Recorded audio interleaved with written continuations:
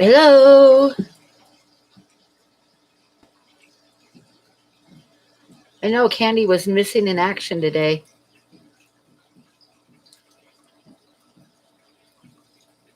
Hi, Anthony.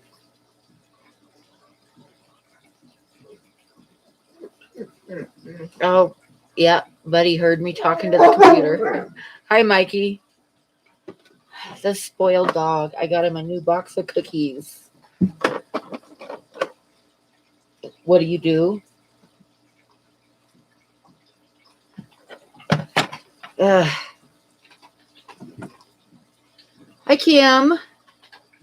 Hi, Ed. I think I said hi to Ed. I don't know. I get lost. You can hear the fat guy next door snoring. Oh, dear. What are you doing in a hotel? Where are you working at now? I can hear the Buddy barking because he's a very spoiled dog. And the Cookie Monster, yes. Hi, Reels. Hi, Soggy. Oh, nice. Nice. Did you buy anything? Oh, yeah, you got a bag full of goodies. Did you get some fishies? Sit. Oh, you're up at Gillette? Yeah. Hi, Maria. Hi, Bentley.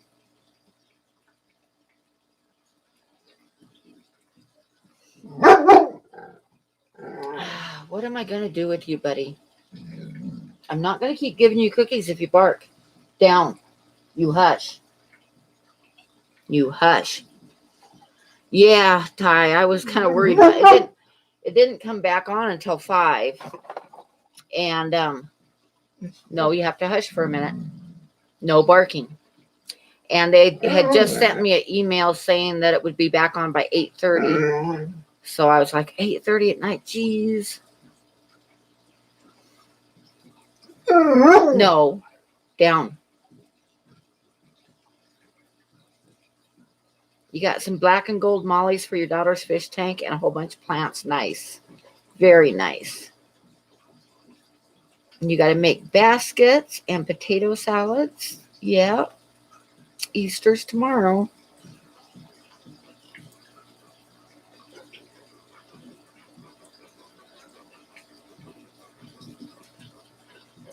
I got to work tomorrow.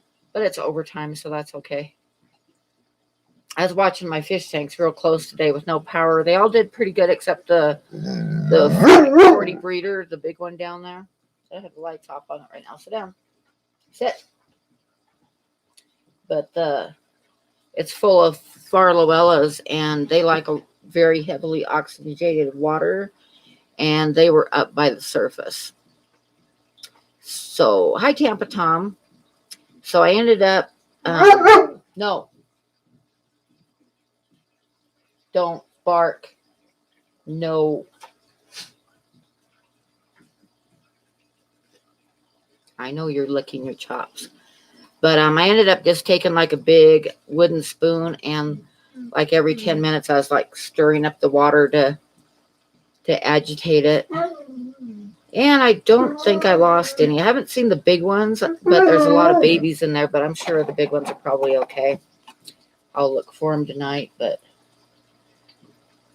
they were having a little bit of a hard time, but everybody else seemed to be, all the other tanks seemed to do okay. You're making Easter shirts with my cry cut? Cry cut. What's a cry cut? And doing Easter baskets while watching. Yeah, it was fun when my kids were little. Hi, Daryl. Hi, Cichlids. Hi, V-Stag. So I was going to live stream last night, but I apologized because my back was just killing me. Sit. And I talked to the doctor Wednesday about it, and he said it was probably from the 7-hour surgery and them having me in awkward positions and stuff. So he told me just take ibuprofen. and like keep it going. And he said after a couple of days, the swelling in my back will go down and it won't hurt as much. And it hasn't been bad today, but I have to like take it every 4 hours because I can feel it about 3.5 hours. It starts hurting. So they haven't really given me a recovery time. He just told me, I said, I thought I'd be like feeling better by now. And he said, well, you did not have a normal surgery by a long shot. So I don't really know how long it's going to take you, but as long as you're continually getting better, it's okay. So I guess. Hi, Fish Loft. Hi, Aquamate. Oh yeah, it's Easter there already, huh? Happy Easter to you too. Yep, you are ahead of us. It's still Saturday night here. This is the last one. If you bark, you don't get any more at all, ever. Never. For the rest of your life. I'll give them all to the kitties. The kitties will get all the cookies. Hi, Cody, son.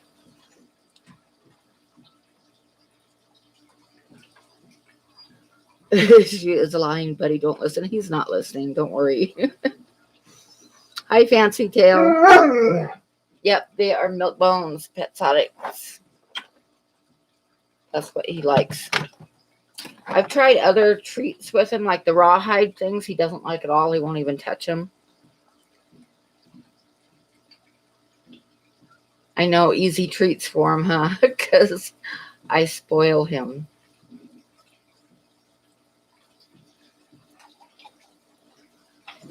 He's a spoiled puppy dog. I totally confess to that.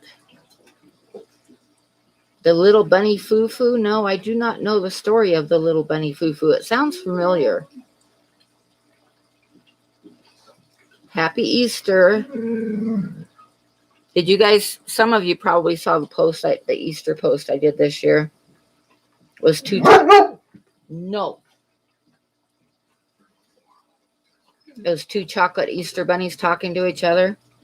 And then one of them is his tail's bit off and he's saying, my butt hurts. And the other one, his ears are gone and he's saying, huh?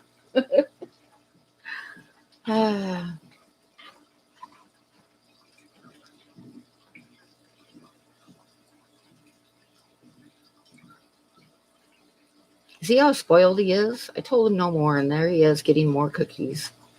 Lay down now. Down. Down. Lay down.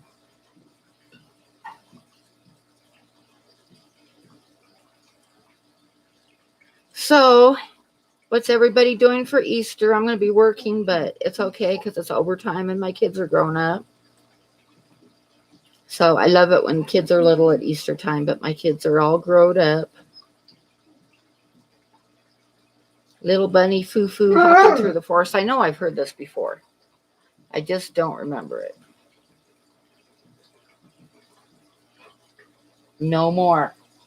You're barking and that's not nice. That's not nice. That's a bad dog to bark. Yes, it is. It's a bad barking dog.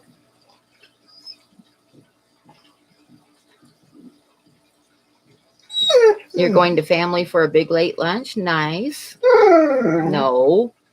No. Tomorrow is finishing new power for the fisherman. You should come do mine. That's nice. Oh, that's nice. Have a little party.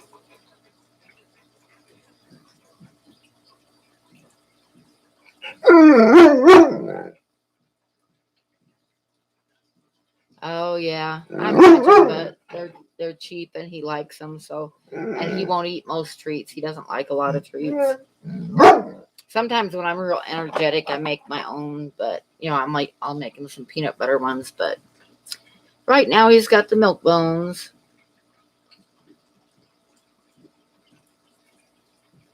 No more bobbing the field mice on the head.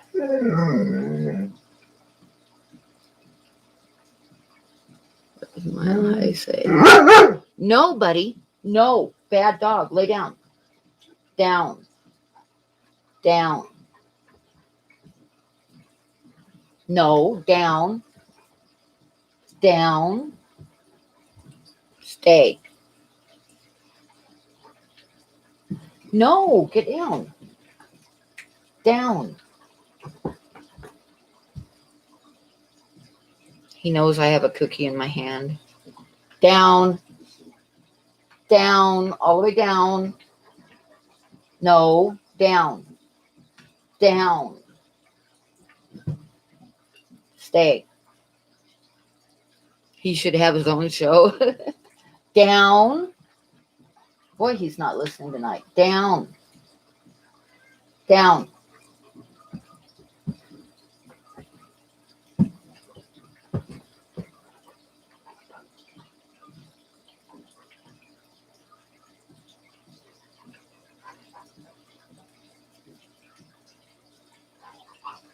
But those little air pumps do work.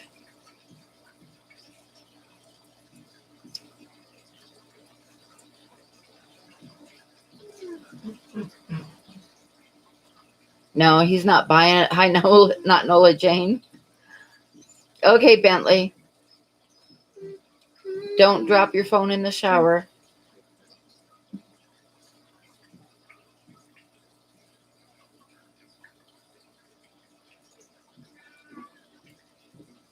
See, you get a cookie if you're a good boy, but not if you bark. Oh yeah, the tank that needed air. I tried the I saw on somebody's show one video one time about making a air thing with potatoes and hydrogen peroxide, and I tried it and it was putting out a little bit, but I wasn't really happy with it. So I think I need to go ahead and pick up a couple air pumps, battery operated air pumps for the next time. Because it was putting out a little bit of air, but not really enough. I thought I was so smart remembering that, but yeah, it didn't work very good. So yeah. Lay down. Down. Don't look at the other way like you're going to get away with not doing it. Lay down. Lay down. Down. Buddy. Down. No, putting your front feet down is not good enough. Now stay. Hi, Mark's Ark Aquariums. The fishing ones are cheaper than the aquarium ones. Yeah, I'm going to go to the fishing shop when I get a paycheck and pick up a couple, because most of the tanks were fine, but like I say, my 40 breeder was all the Farloella, and it was not okay. Everybody was gasping at the top for air, and some of the Farloellas were like halfway out of the water. So yeah, they were not doing very good. Corey was showing some that they have that are USB powered. You could use a battery pack to have backup. Yeah, those are like, you can pick up some cheap ones at the fishing stores too. So and all I need is just the air pump to hook up a couple of the tanks. So I'm not going to try to hook up all 26 tanks, but like I said, the 40 breeder was not doing very good.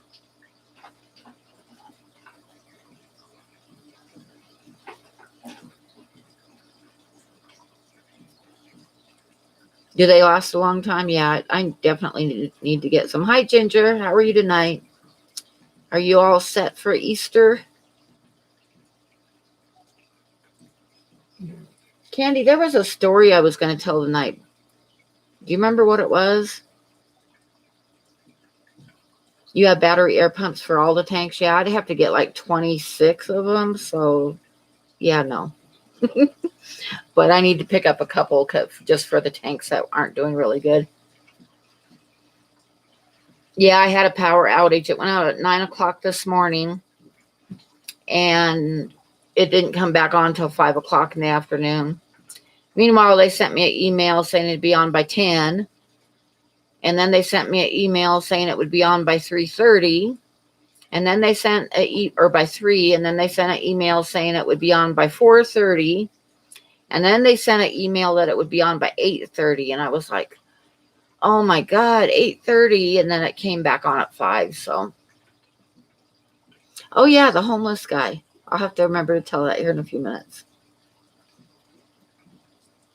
I'm just working tomorrow, so my kids are all grown and stuff, so it's okay. Overtime, I need it right now badly. Hi, Barbara. Oh, happy birthday, Terry. And who did you get for the famous person born on your birthday? Oh, you're in Clarksville, Tennessee. Nice.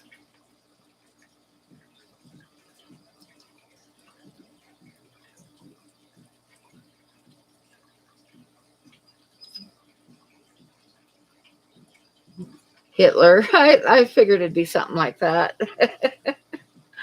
Oh, well, it could be worse. And I'm not going to say it because I don't want to get into politics, but it could be worse.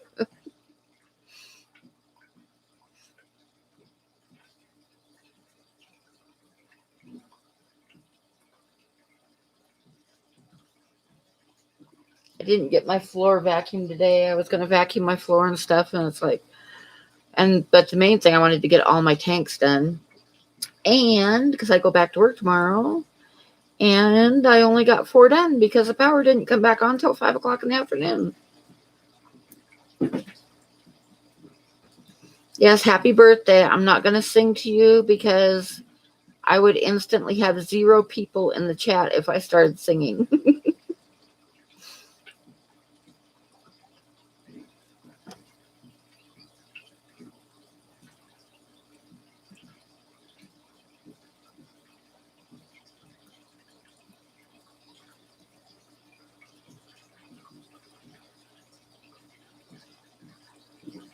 You wish you were on a vacation show. You could go to Nashville. Yeah, there's a lot of stuff to see in Nashville. I've driven through Nashville, but I didn't have time to stop either because I was moving from Cape Cod to Montana, and I did not have time to stop.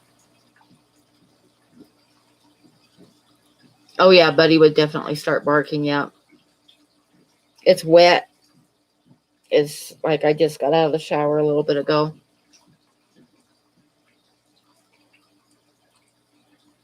Hi, Select Pat. How are you tonight? Hi, Wonderful Life. Your milkshake brings all the boys to the yard. Yeah, I know a lot of them are really bad. Like I say, he doesn't like most of them. Like he doesn't like the rawhide chewy things at all.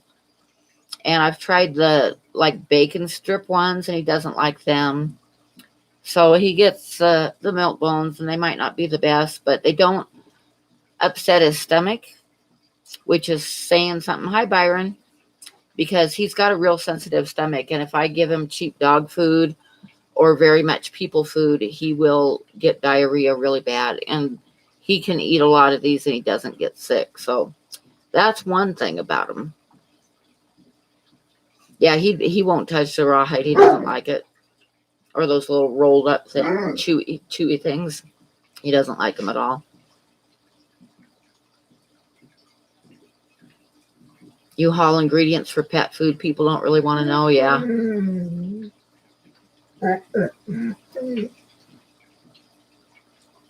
Your outside pets get Gophers as a snack, but they're self-serve.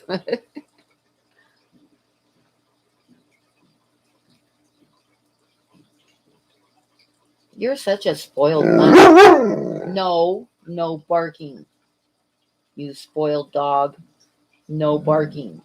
Don't grumble at me either. No grumbling. No grumbling and no barking.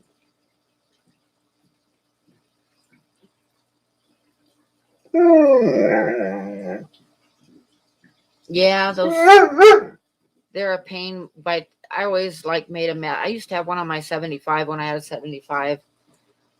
and unhooking the hoses and getting everything undone and then set up again was just a total pain. Some Pure Bites. I don't know. He'd probably like any of them.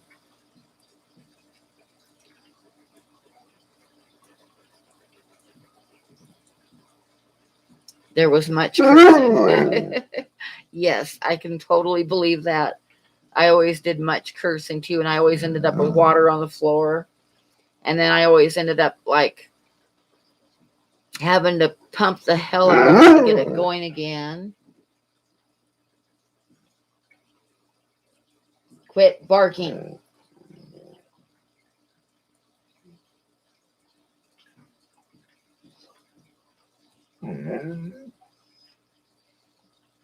My dad and my two brothers were both truck drivers, so.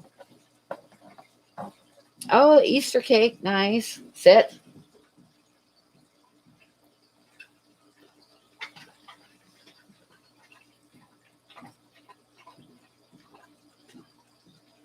Never heard of it. Oh, okay. So it must be a TV show. Chicken. Nice. Yeah, I've still got my canister filter, but I'm thinking if I can figure out how to hook it on to the turtle tank, I might use it on the turtles. Oh, hey, Joel. How are you? Everybody's just listening to Buddy bark.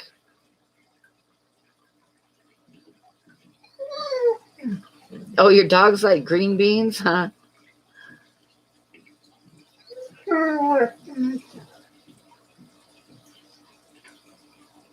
You love canisters? I don't use them anymore. Like I said, I had the one, but it was such a pain in the ass. Oh, the baby's sleeping. Did you get her poo-poo pants all cleaned up? No, no more. You hush.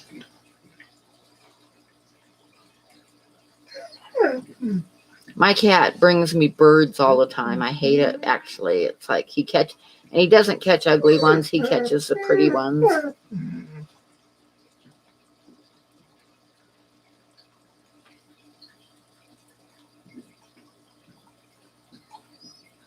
Oh, pooped up her back. Yeah, I've cleaned up that more than once raising my kids. I definitely feel ya. Sit down. Hi, Jester.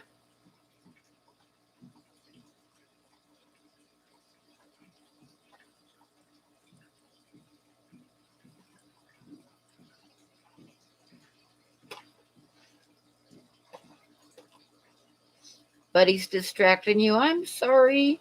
He's a noisy dog. He's a noisy dog. Lay down.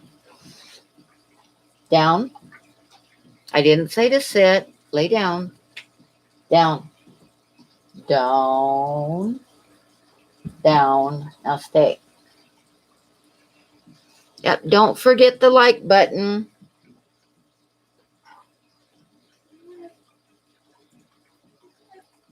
Oh yeah, I was going to tell you guys about one time, and I thought of this the other day. I don't know, remember, I read something and it reminded me of it. When I was working at King Soopers in Cheyenne in the deli department, one day there was a meeting, so the manager was out of the deli, and there was just two of us in there. This kid that was cooking the hot food, and then I was like packaging up like cold 8-piece chickens, putting them in the package and sealing them and labeling them, put out on the shelf, right? So the kid that was cooking told me, he says, "Can you get that guy behind the counter?" And I looked up and there was nobody there. So I went around the counter, and on the other side of the counter was this homeless guy in a wheelchair. So I went over and asked him what he needed, what I could do to help him. And he like got tears, and I'm such a sucker. I know I'm such a sucker. He had got tears in his eyes, and he told me that he was hungry but he didn't have any money. So I was like, okay. And I looked around. It was like totally against the rules to give away any food at all. You know, like I could get in trouble for doing that. But I looked around. It was just me and one other kid in the deli, and he was cooking and not paying any attention. So I told the guy to hold on a minute. And I went back over and I was packaging up the 8-piece chicken. And there was going to be like 2 pieces of chicken extra that I normally would have thrown away anyway.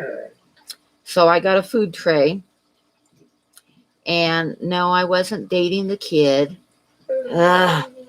Anyway, so I got a food tray and I put the 2 pieces of chicken in it. And then I scooped up a little bit of salad down. And I scooped up a little bit of salad for him. And then I got like some plastic silverware. And I put it all in a bag. Like I stood at the register and bagged it up so that it would look like he paid for it, you know. And I put the silverware in there and I tied the bag shut. And, you know, thinking, you know, he could get out the door without someone asking him if he had paid for that or not. I didn't want to get in trouble. So I gave it to him and he told me thank you. And then I went back to work and kind of forgot about him. And about 10, 15 minutes later, this gal comes up to the counter because she wanted some meat sliced. And she was asking me about the different kinds of roast beef. So I stepped out of the deli around the counter to show her the different kinds and explain what each one was. And I looked over and the homeless guy was still sitting there. And he had the sack open and the tub that I'd put the food in open and a fork in his hand, one hand, and a piece of chicken in the other hand. And he was passed out.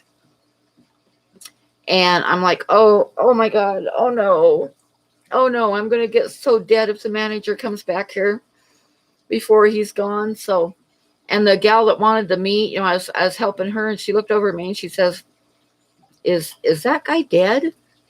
So I went over and I nudged him a couple times till he grunted. And I'm like, no, he's not dead. He's just passed out. So I went back, took care of her. Uh-oh. What's this? Something came up. Okay, there, it's gone. So I went back and took care of her. And then I told the kid that I was working with, I said, what do I do? That homeless guy's still out there and he's passed out. And I said, and he's got a piece of chicken in his hand. And if the customers come up and see him with a piece of chicken in his hand, they're going to think that the chicken killed him. And he says, I don't know, get him out of here. He said, just get him out of here. So I was like, okay. So I went and got the back of the wheelchair and I'm like wheeling him through the store. And I wheeled him outside and it was like pouring down rain outside. But we had like an awning over the top where there's flowers and stuff. So I just kind of, people were staring at me, you know, but I just kind of parked him and went back to the deli. No, quit. And Jeremy says, he's like, well, what did you do with him? And I said, well, I took him outside. And he says, you can't just leave him outside. And I said, well, what the hell am I supposed to do with him? You know, I said, he looks like he's dead. We can't have him sitting in front of the deli. And he's like, I don't know. He says, call customer service and tell him that he's out there. So that's what I did. Yeah. So I don't know why I thought of that, but I was thinking about that, I think yesterday, and I told Candy to remind me to tell you guys about that because I thought for sure my job was gone. I mean, I thought when I gave him the food, I thought he'd go outside and have a nice lunch, but no, he decided to eat it in front of the deli and pass out. So the customer service called the ambulance and they came out and got him, but I know he was just passed out. Hi, Haley. How are you? I know no good deed goes unpunished. That is totally true. Totally true. I didn't get in trouble for it, but it was against the rules, and I didn't charge him for the food. Yeah, it was the chicken. It looked like it because he literally had a chicken leg in one hand and a fork in the other hand, and he looked like he was dead.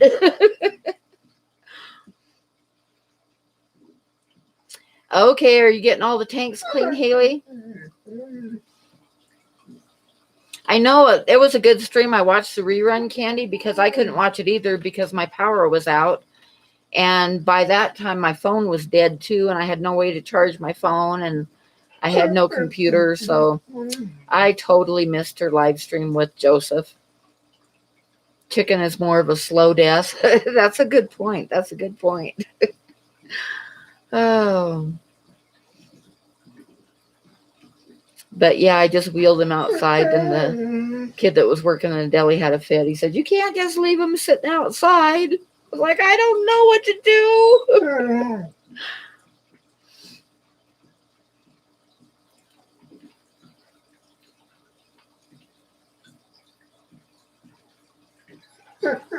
And on and on and on. Are you talking about me talking on and on and on?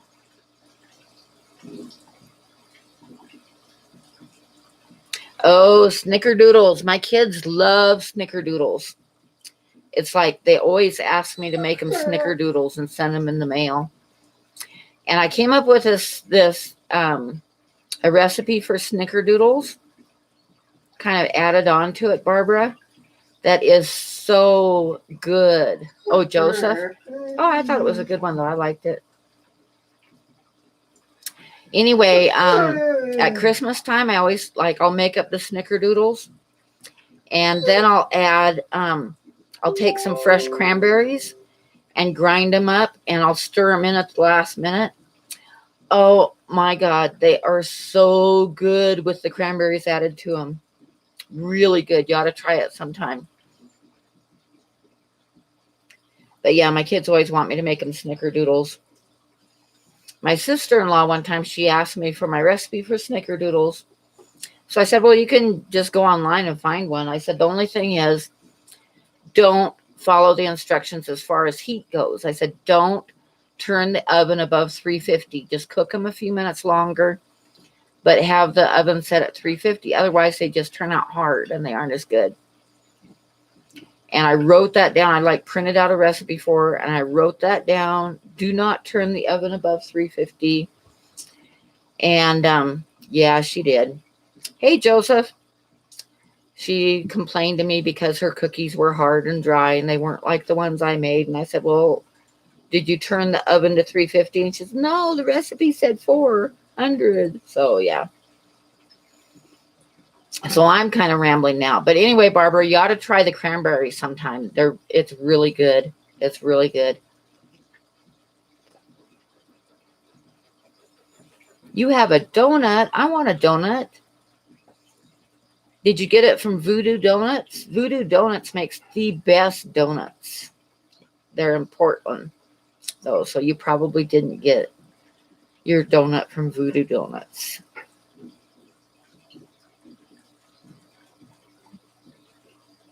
Oh, sorry, Cichlids and Big D.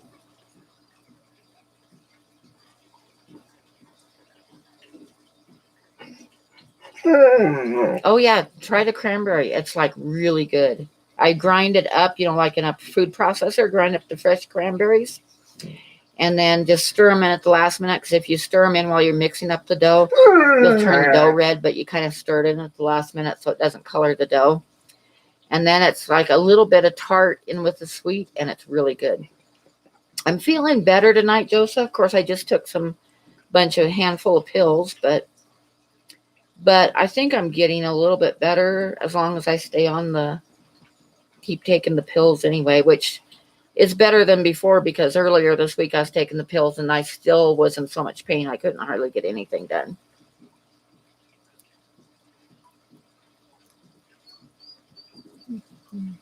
Hey, Carson.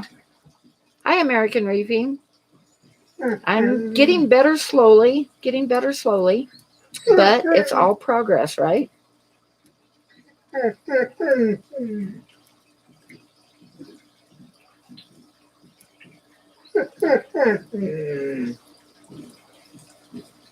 And Buddy is a spoiled dog. No whining. Whining is the same thing as barking. No whining either. I know you're there. You don't have to attract my attention. I know you're there. No, that's a bad dog. No barking.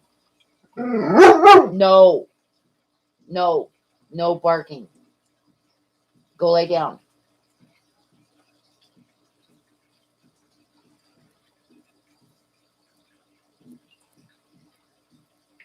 I enjoyed the live stream though. I watched the replay because my power was out during the live stream, but I enjoyed listening to you guys ramble.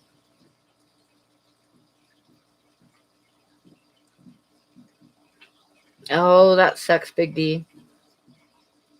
There was 9 kids in my dad's family, and all of them but one died of different kinds of cancer. Like one of them, my favorite uncle died of pancreatic cancer. My dad died of lung cancer. And one of them had brain cancer, and one of his sisters had breast cancer. And it just like, yeah, all of the family except for one sister died from cancer. And there was a doctor in California that was studying the family, and he figures that it was something in the environment when they were growing up. Yes, he does. He argues with me. And he talks back to me, and he grumbles at me when he doesn't like what I'm telling him. So yeah, he's a spoiled dog.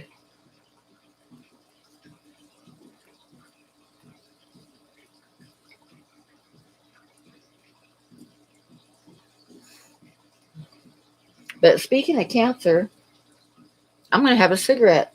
So I'm going to put you guys on the rice fish. It's time for Pam to have a cigarette.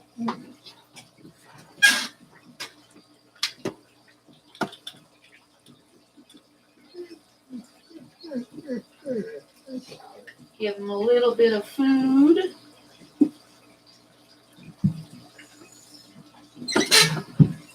That is Corey's fry food, and all my fish love that stuff. Oh, I can totally understand that, Big D.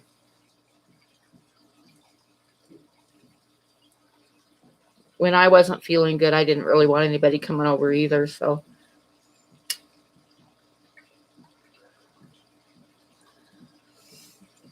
But you need to go see him anyway because you'll regret it forever if you don't. Uh-oh, what did Carson say? I missed it. And he retracted it, which always means that it was something interesting.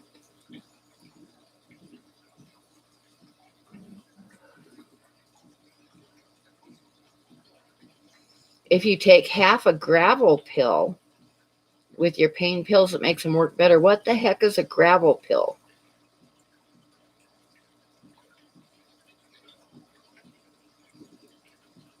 I'm not going to be eating rocks.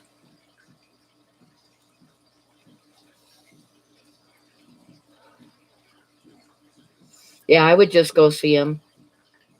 Yeah, exactly, Big D. That's what I'd do. Hey, Mark, how are you feeling today?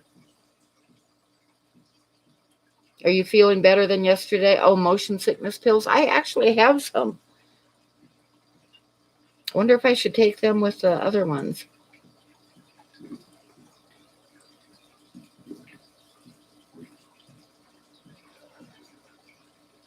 No, don't eat rocks. Nope, that would not be fun coming out the other end. Sometimes it feels like I ate rocks, but I don't remember eating rocks, so. And then Akko said, Carson, you retracted the message again, and I missed it. I saw it for half a second, but not long enough to read it.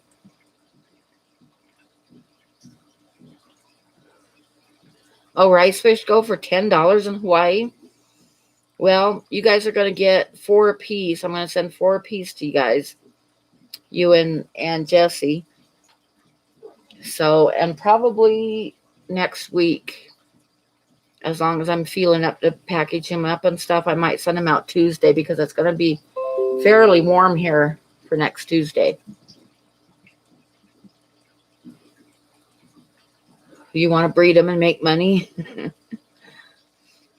Well, they aren't that hard to breed. You just got to remember that you cannot colony breed the rice fish like I do some of the other ones, because the rice fish babies tend to go right up to the surface as soon as they hatch, and they're easy picking for the adults.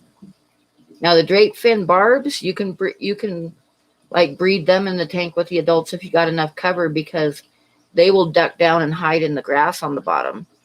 But the rice fish fry don't do that. They will go right up to the surface, and then the parents will pick them off. No, I'm pretty sure Jesse wants his 4. I'm going to send 4 for each of you. And then probably like 1 extra in case one dies.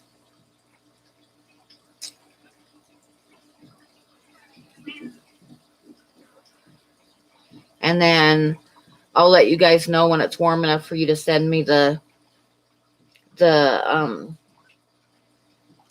little, why is my mind blank? The little mud skipper guys. Yeah, but not when they're first born. When they're first born, it's too big for them. And microworms are too big for them. So like for the first about week and a half to 2 weeks, I give them vinegar eels. And then at about a week and a half, 2 weeks, they're a little bit bigger. And then I start on, like, I'll feed them twice a day, and I'll give them microworms 1 feeding, and I'll give them the fry food for the second feeding. But they're really small when they're born, so they got to start off with vinegar eels.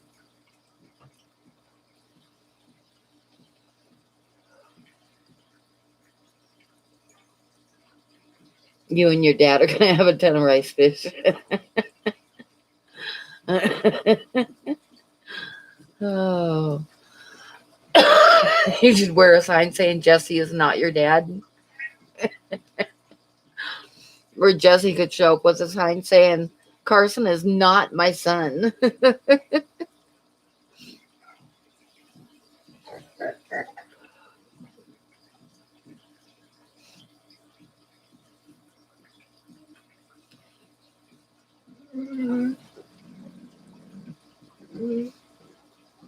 But I had like 2 tubs of babies going.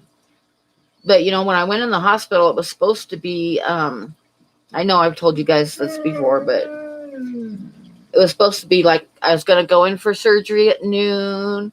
And he said it'd take about 45 minutes average time.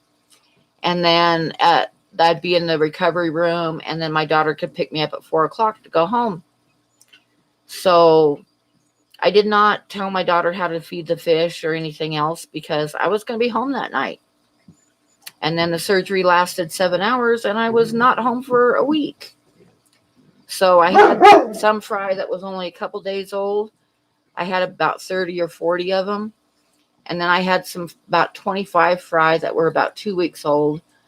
And now what I ended up with after not being home for a week is about half a dozen of each fry. I've got like 7 of the bigger ones left, and about 6 or 7 of the tiny ones. So I put the reason the back of the tank is so dark is because I put another big ball of moss in there to get some more eggs, because I kind of wanted more than a dozen fry to raise up. So I'm collecting eggs again this week.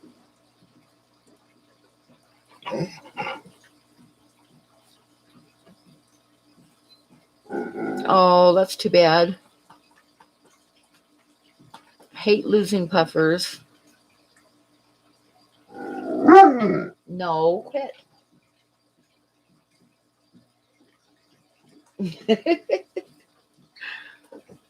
The cats are fighting. That's what he's barking about now.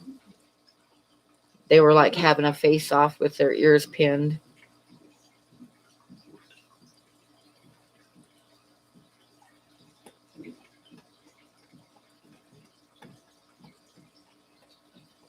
You just set up a 30 saltwater for your archer fish. Oh, I love archer fish.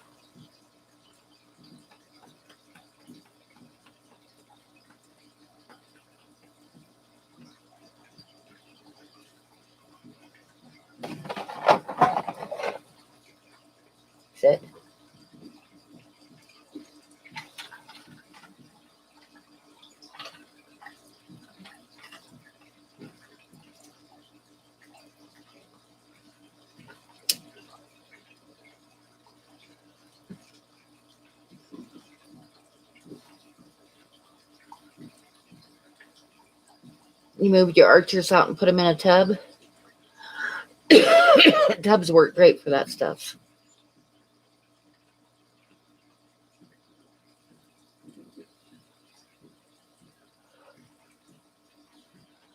Checking flights to Palm Springs. Yeah, I'd talk to his wife and definitely go down and see him. I mean, he might not want to see anybody, but I bet you he'd still be glad to see you.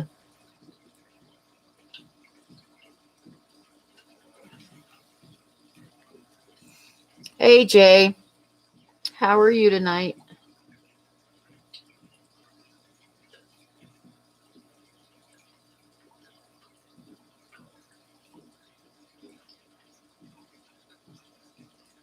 I gave them a lot of food. They're still eating. The reason is it's like it's sitting on top of duckweed and slowly sinking. So it's one way to feed them, like in little stages.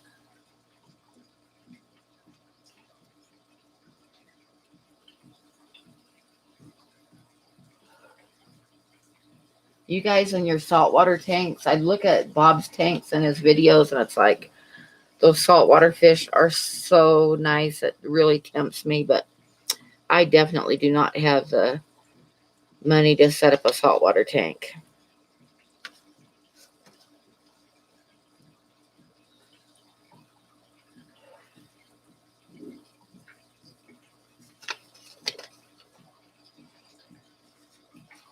But he sounds like Chewie from Star Wars.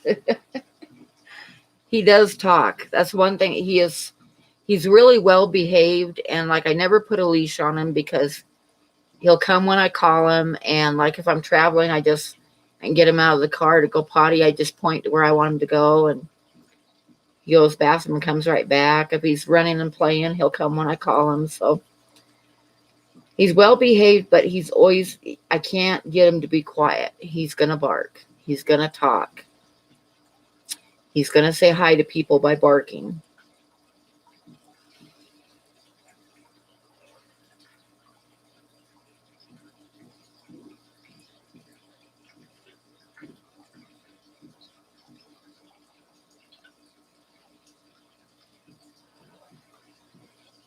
Lionfish are cool, but I really love those saltwater puffers that Bob has.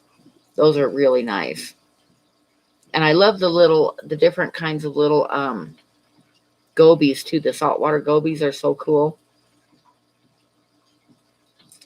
But I think if I ever did a saltwater tank, I'd want corals and stuff because they're just so pretty. So kind of like a planted tank, but with corals. So to have to do a reef tank, and I know that people say they're kind of mean, but I'd probably get a pair of clownfish in there because I really like some of the clownfish are so pretty.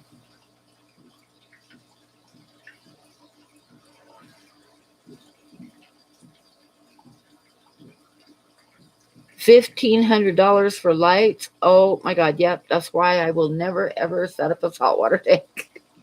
I still have a lot to learn about planted tanks, and I'm still working. I have like 26 tanks, and I want them to all get like aquascape planted instead of like the rice fish tank where it's just a whole bunch of plants filling up the tank.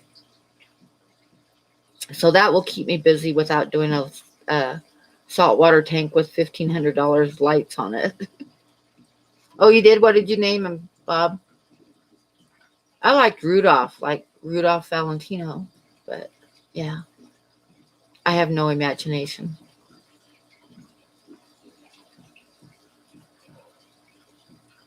Hi, Vanoski Tank.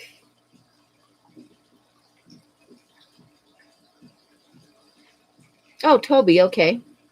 That's cool. I like the name Toby. I used to have a puppy named Toby. He was a Schnauzer Cocker Spaniel cross. He was a pretty little dog. We got him when my oldest daughter was, I think, about 6, and Tucker was about 3 years old.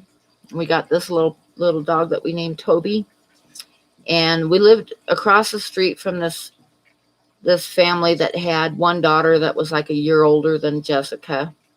Her name was Heather. And they had money, and that kid was really spoiled. She was really spoiled. And their dad came over one day and offered me $600 for our dog because his daughter wanted Toby. She didn't want any other dog. She wanted Jessica's dog. And it was just a mutt. It was half Cocker Spaniel and half Schnauzer. He looked like a Schnauzer, but he had like silky soft hair. And yeah, he offered me $600 for that dog. And you know what? I wouldn't sell the dog. We could have used the money, but I'm not going to sell my kid's pet to a spoiled little girl across the street. I wasn't going to do it. So I didn't do it. Because I have a stubborn streak. And I just wasn't going to do that to Jessica. And I wasn't going to give that little girl always got everything she wanted. And she was not going to have our dog. So that was awful of me, huh? Your auntie has a dog named Toby and it won't shut up. Yap, yap, yap. Oh, our little dog, Toby. He was a good little dog.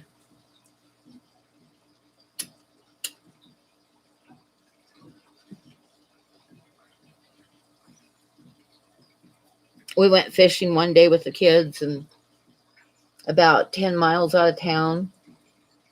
And we got home after dark and I was getting the kids out of the car and I was like, oh my God, where's Toby?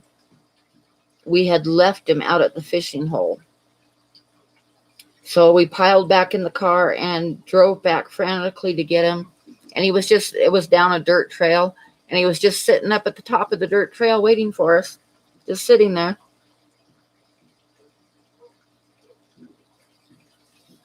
Yeah, she probably would have just lost interest in him anyway. And like I say, I mean, it would have been awful for Jessica having her buy our dog and rub it in her face all the time that she had the dog. I know I'm a mean old lady.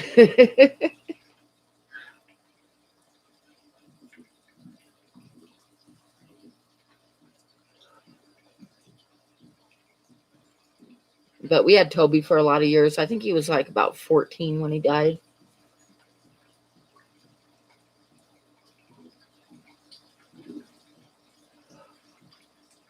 Yeah, he was like, where you been?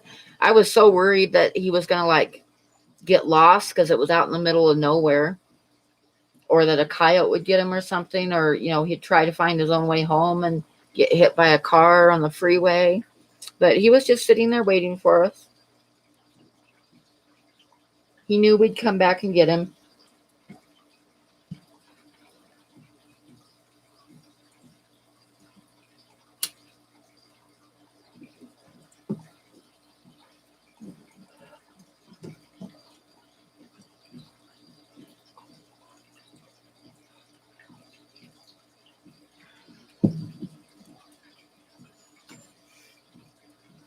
But I kind of miss having little kids at Easter time. It's fun to hide eggs and stuff out in the yard. And then you always count them, and there's always like one or two missing, and you don't remember where you put them.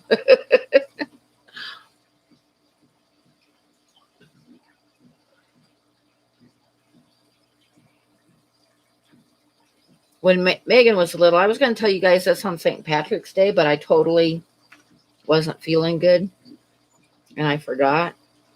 But I remember when Megan was little, one St. Patrick's Day, she was determined that she was going to catch a leprechaun. So in the hallway in front of her bedroom, she set up a trap, with a box and a stick holding it up, you know what I mean. She set up a trap and she put like a little plate with cookies inside of it. And she was all excited when she went to bed because she was sure she was going to catch a leprechaun. So I waited till she went to sleep, and I'd gone down to like the craft store and gotten some little sparkly stuff, like little balls with sparkles on them and little stars and stuff, And after she went to bed, I made this trail of sparkles, like walking up to her box and then walking around behind it, all the way around it, and then like back at the entryway again, and then back in the hallway and disappearing. It was funny. So she got up in the morning and she was looking at the all the sparkly stuff with her mouth hanging open. And after a minute of looking at it with her mouth open, she shook her fist and she says, "I'll get you next year." It was so funny. I love it when the kids are little. Yeah, it's all well and good until July when one gets broke. It was raining one year, so I hid eggs in the house. And by God, there was one that we couldn't find. And it drove me crazy because I knew it was going to be bad. And when I did spring cleaning, I always had like baskets because I love baskets. So I had a collection of baskets like around the kitchen, up by the ceiling, just like a line of baskets. And when I was doing the spring cleaning and moved the baskets down to give them a rinse and wipe the walls down, I had put one of the eggs inside of the basket and I found it. And believe me, I did not crack it open or anything. It went right into the garbage.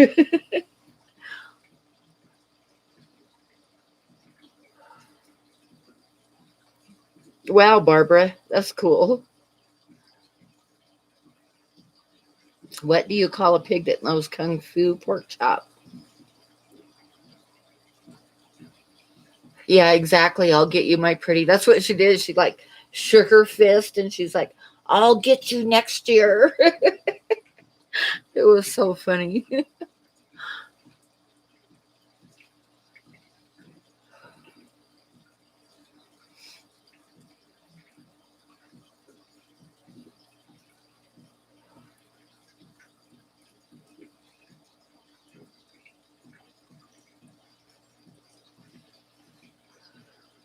Poodles are pretty smart dogs. A standard poodle, that's a big poodle. That's a nice dog. That's what you have Bear for, to hide the eggs, as long as he remembers where he hid them.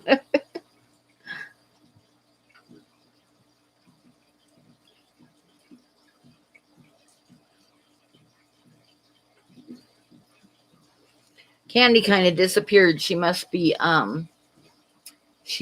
doing the email thing. Yeah, Dan's got a real cute little doggy. He sent me pictures of it before.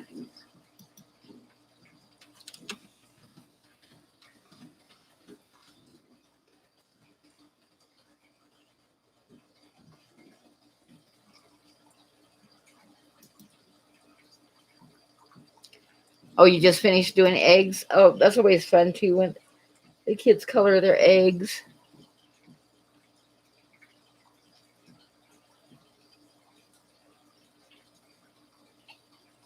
Yeah, they're smart dogs.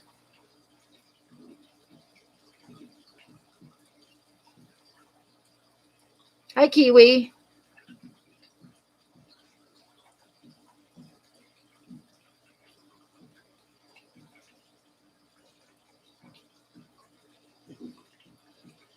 Yep, best and worst thing about them. Yep.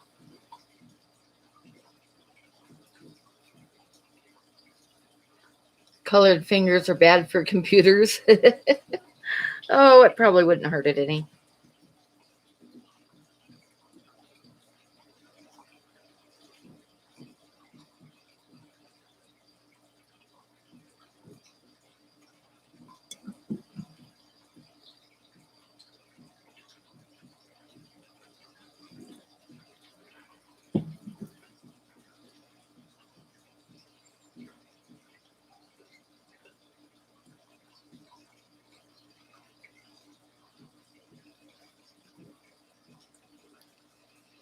Yep, I remember doing the all the cups of water or cups with the egg, drop the eggs in the different colors, and yep. Bob left a smart ass remark. I am so surprised.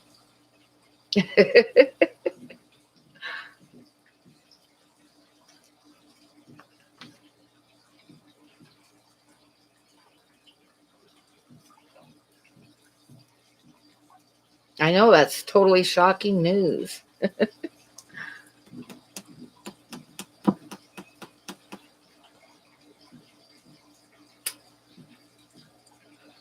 Yep, totally out of character.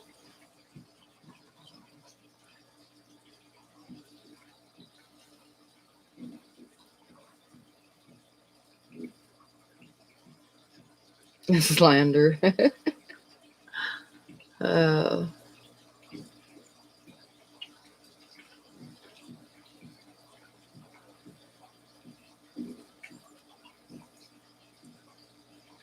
See, he doesn't even remember. Yeah, he sounds so harmless, doesn't he?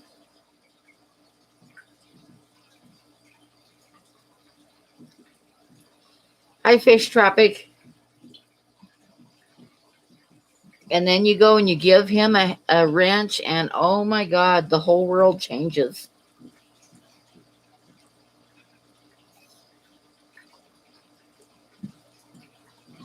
The power went to his head.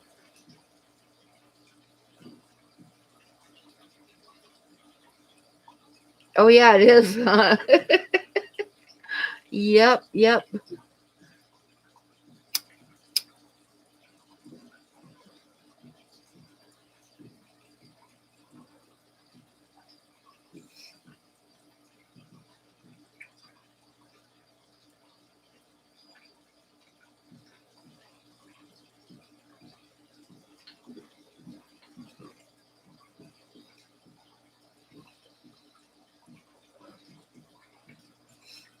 I cleaned out my 40 breeder today when the power finally came back on. I did a water change, and I found like there was a couple of my little dwarf anchor cats, and I hadn't seen them for so long. I thought they'd died, so that was kind of cool. So I still have a couple dwarf anchor cats in there. And the other thing I noticed is there's no shrimp in that tank anymore, which is kind of odd. And I'm thinking maybe it's the dwarf anchor cats, like we're eating the babies.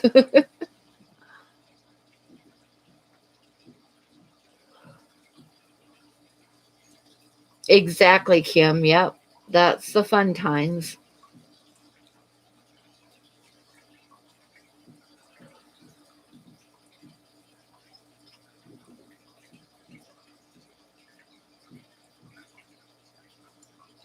Hi, Melvin. How are you tonight?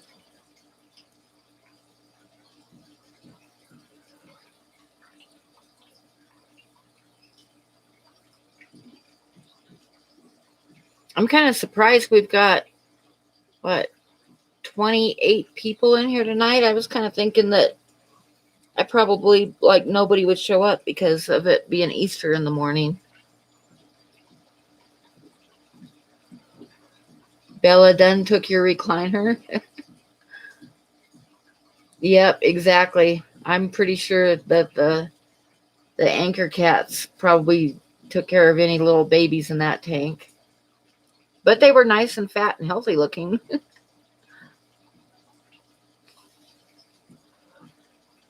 And there is a lot more young baby Farlowellas than I thought I had. I mean, there's like a bunch of babies in there. I had to be real careful.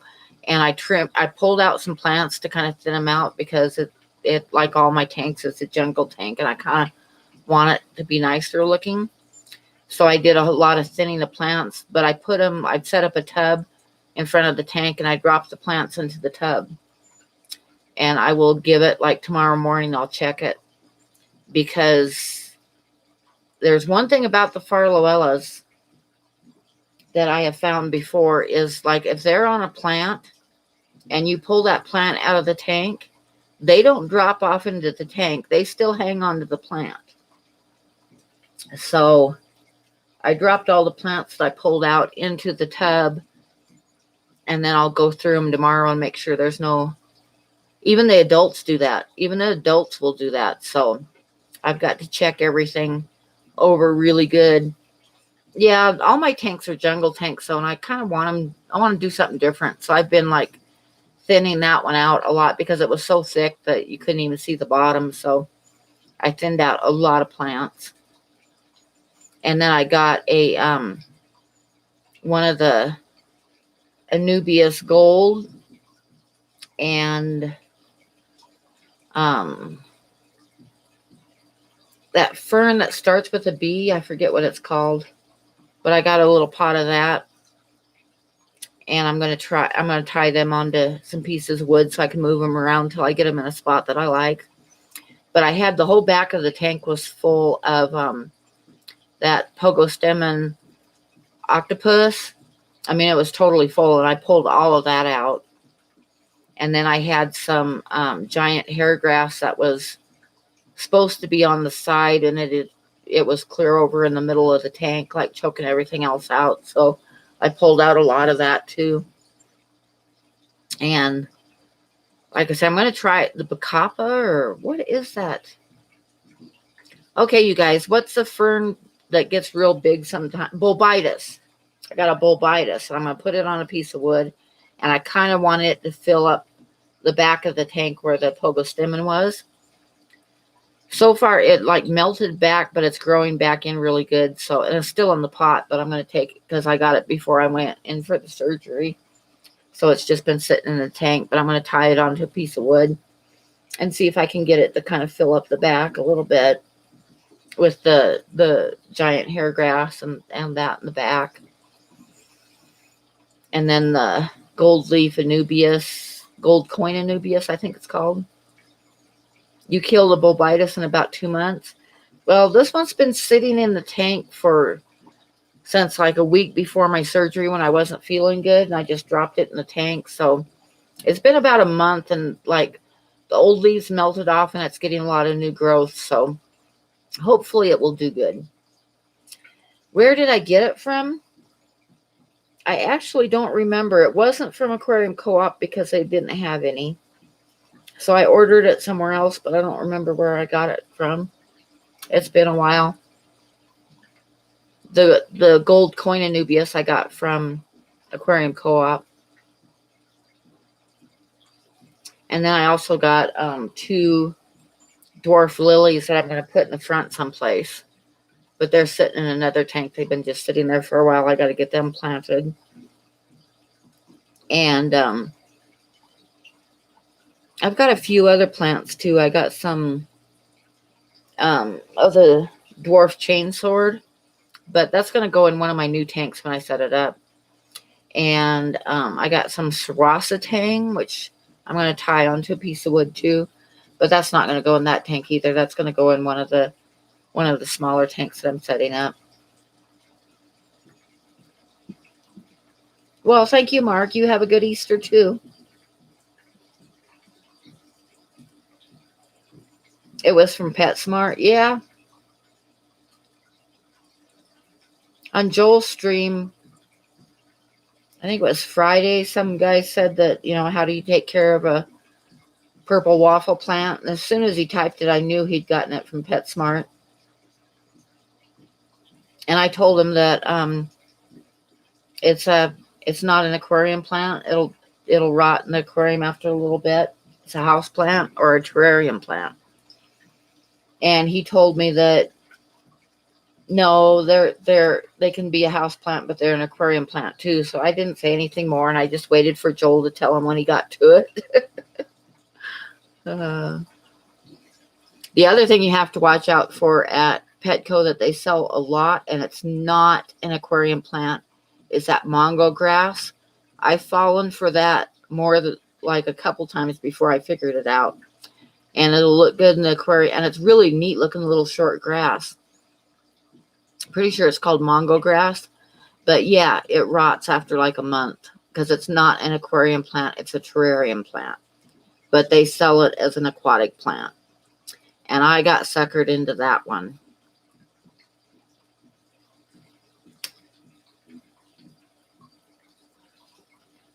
Oh, hi, Jesse. How are you? I'm going to probably be sending you rice fish Tuesday. I'm going to try for Tuesday because it's supposed to be like 60 degrees on Tuesday. So if I'm not hurting too bad and if I can make it to the post office and stuff, I'll be shipping it out. I'll let you know, and I'll let you know when they're supposed to get there and everything. Hi, Carlos. How are you?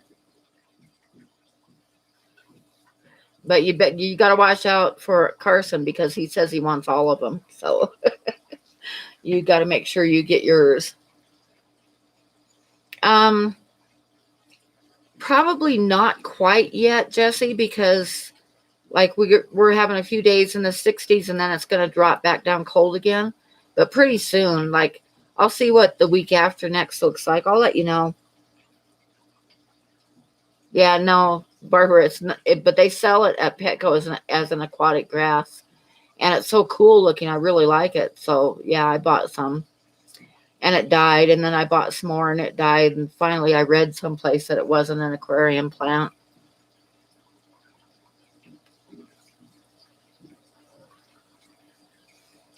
You just finished trimming plants and moved them to the bottom tank. Yeah, I trimmed a whole bunch of plants out of my 40 breeder today, like a lot of them.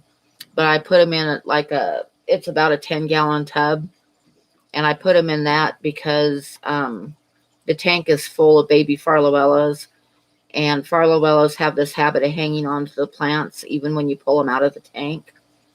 So I put them in the tub so I could look them over real good tomorrow and make sure I don't have any babies in there. Yeah, I've seen the Droxenia sold as a aquarium plant too, and it's definitely not. And believe it or not, I've seen them trying to sell just the white and green spider plant, which will survive underwater for a while, but it will rot away after a bit too. Yep, those are Neocaridina shrimp.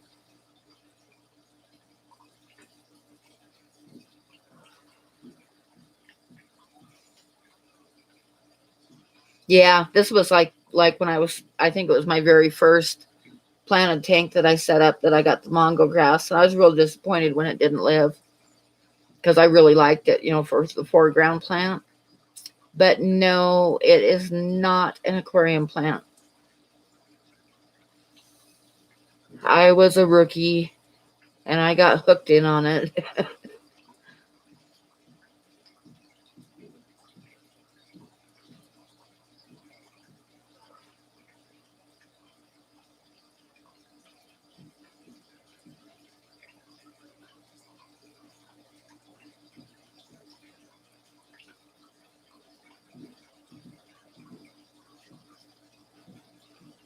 Yeah, the leaves underwater tend to melt.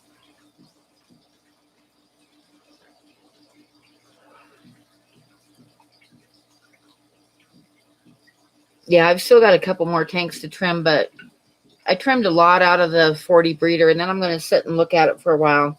And like I said, I've got that gold coin Anubias, and I've got that Bulbitis plant, and I'm going to decide exactly where to put them, and then fill in the front a little bit more. But my problem is I put in some plants on the sides that grow big and in the back, and they just like got way out of control, so I had to like totally pull them out. I don't know, Dan. I just got a Bulbitis. I'm I You're asking me a question that I don't know. I didn't know there was more than one kind. It said Bulbitis. Hi, Tilapia store.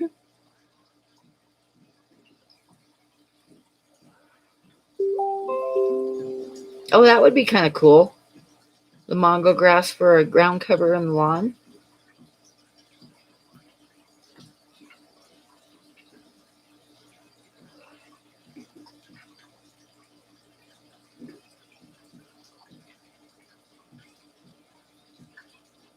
But between the giant hair grass and the Pogostemon octopus, it was like totally taken over the tank. So I pulled a lot. Oh, I pulled all the octopus out of there, and I trimmed back the giant hair grass to where it's just on the sides again.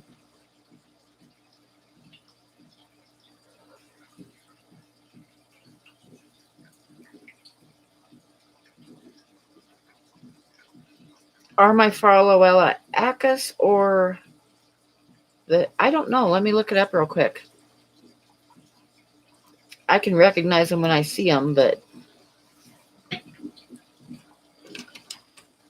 Arloella acus. Let's see what they look like. That's what they are. They're the Farloella acus.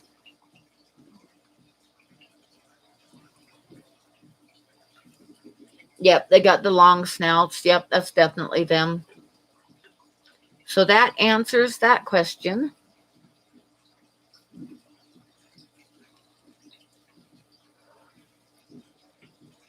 Yeah, I'm thinking the Pogostemon erectus. I might be happier with that.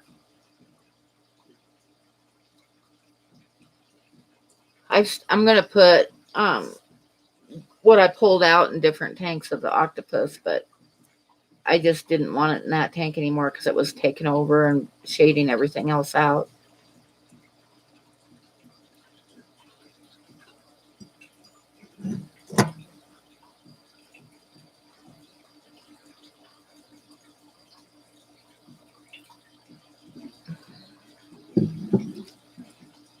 Yeah, bamboo. If you have bamboo in there, you just got to have it to where the roots are down in the water, but the most of the plants above the water. I know, huh?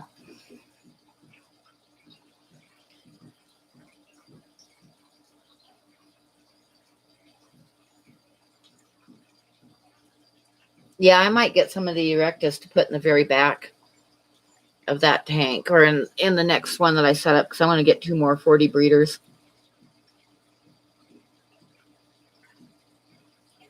Aquafunk. Oh, she did. And hello.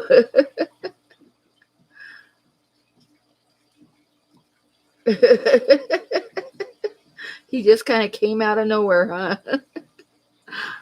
Uh,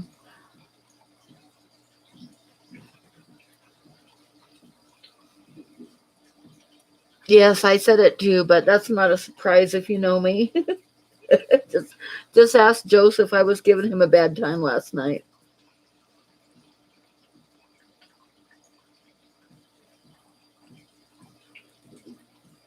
Yeah, the shrimp have babies in that tank, and the grass is thick enough. I'm sure the rice fish pick off a few, but the population's still going in that tank. My 40 breeder was full of shrimp, and now there's none in there.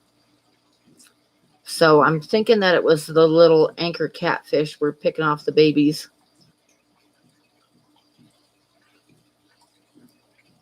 Yeah, you'd have to quarantine wild plants for a while, make sure there's no hitchhikers, I'm sure. Yep, a tank full of dick moss. Joseph is going to be selling dick moss.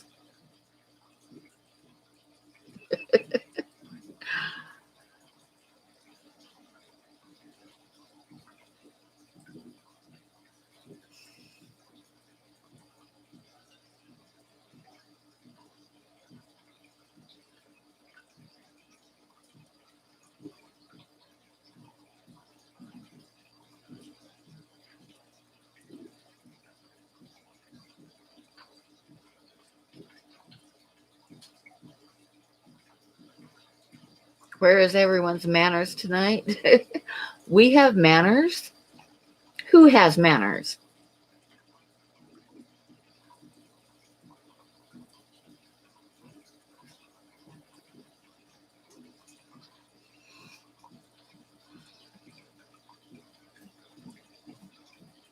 Hi, Dr. S.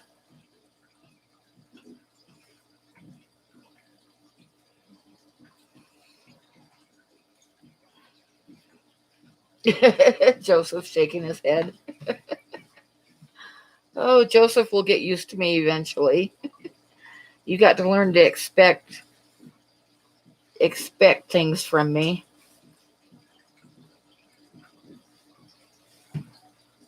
Manners, wrong stream, bro. Yep, yep.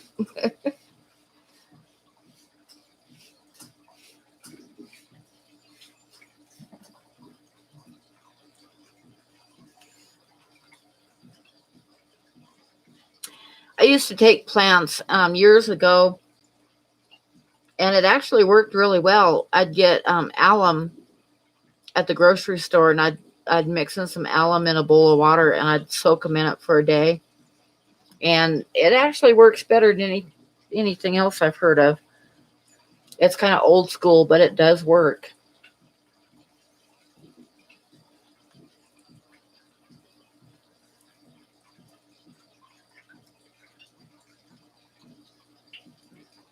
Oh, copper acetate, that'd get rid of snails and stuff. But the alum will get rid of snails and stuff too. They'll drop off, and hydra and all that stuff. Alum works pretty good, but you got to soak them in it for at least 24 hours.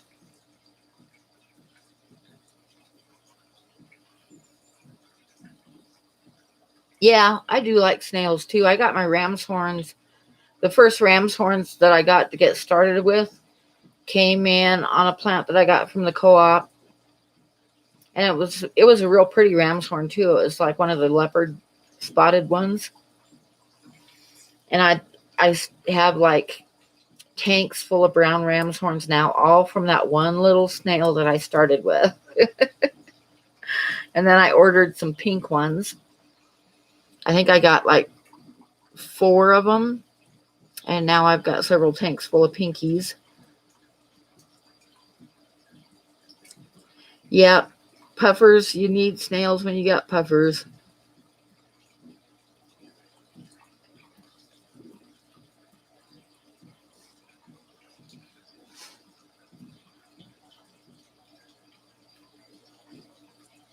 You use furan and copper.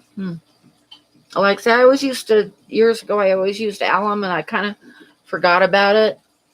And then I saw on somebody's video where you make a 10 parts water to 1 part bleach, and I tried that, and I totally killed a couple plants. And then I didn't do any soaking at all, and I ended up with some of those damn snail leeches. So I'm going to go back to using alum. But then, like I got was supposed to be dwarf hair grass that I ordered on eBay. And when it came, it's not dwarf hair grass, it's umbrella hair grass, which gets pretty big. Did I catch that? No. Who said what? Oh, there's Haley. Hi, Haley. Oh, God, Joseph. Okay, I got to scroll back up and see what Joseph said. Doo-doo.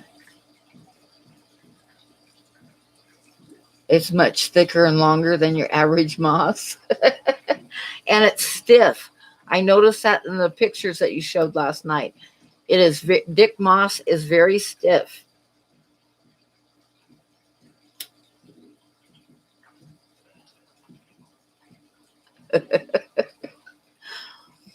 I know I'm going to have to get me some of that dick moss once he gets it going.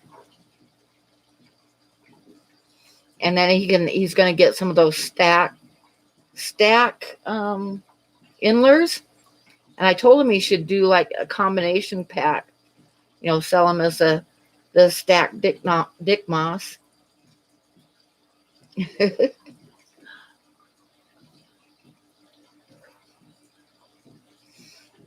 Oh, anyway, I started telling you about the umbrella grass that I got that was supposed to be dwarf hair grass, and it's umbrella hair grass. Got it off of eBay. And I was setting up like a tank for fry for my Kubota Rasbora fry. So I just stuck it in the tank, and by God, I ended up with 5 little cory cats because their eggs were in the grass. So that was kind of cool. You got steaks in your dick? Yep. In your dick moss.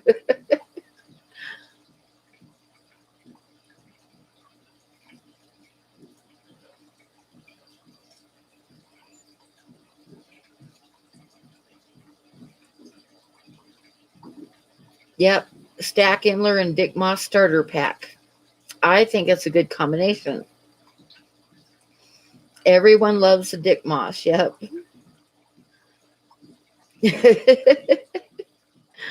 Oh, Barbara, you should have been on on Mark's stream last night. We were totally giving Joseph a horrible time about his dick moss.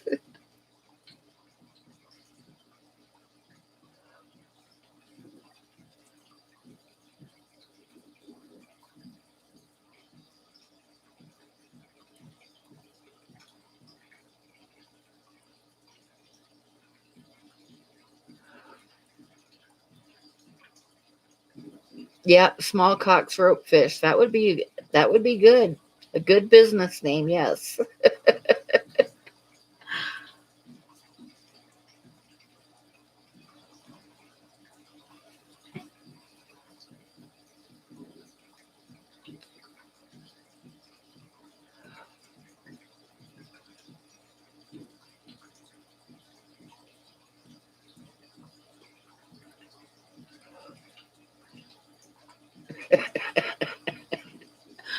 Uh,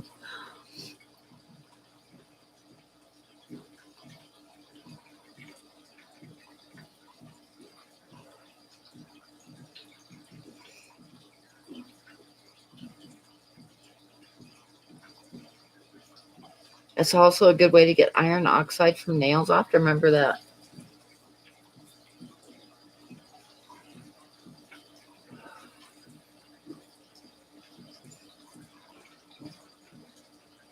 Oh, I got to remember to fertilize that 40 breeder since I did a water change and pulled all those plants out of there.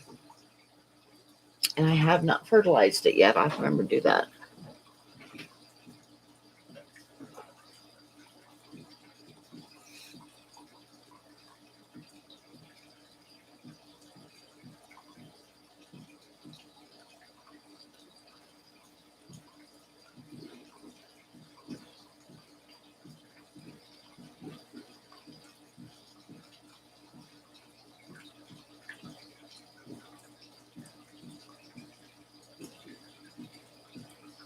Yeah, I've got one tank that always gets hair algae in it. Drives me nuts.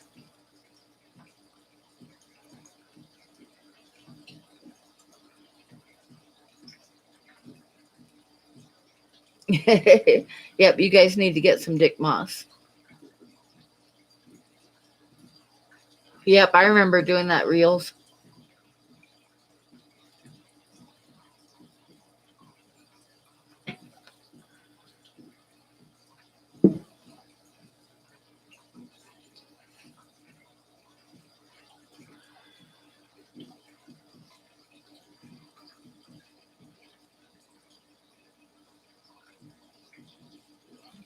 It's starting to get kind of cold.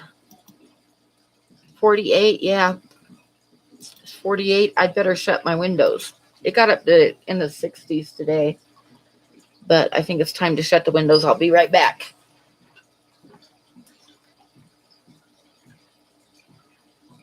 Okay, Haley. The rice fish seems to be breathing. Oh, they just do that.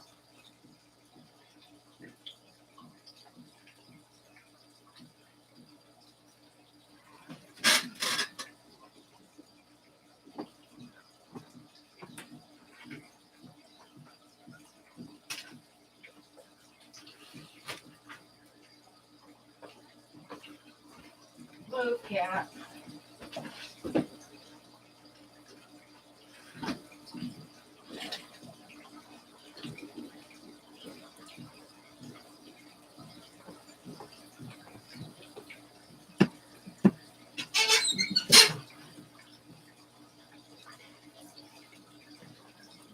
Windows open and fans on. Yeah, I had the windows open today because it was so nice. But like I say, it's starting to get a little bit chilly now. It was 70 there. Yeah, it was like 63 here. It was wonderful. I think we're going to have a couple days of cold now, though.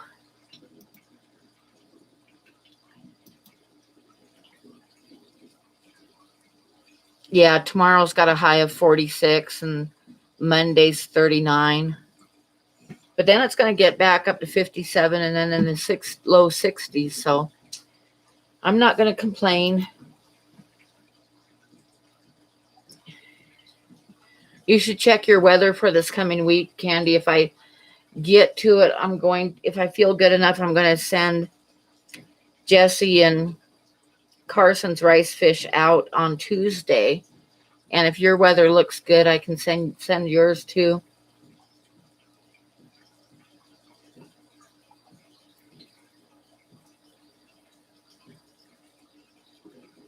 You read a lot of chemistry books.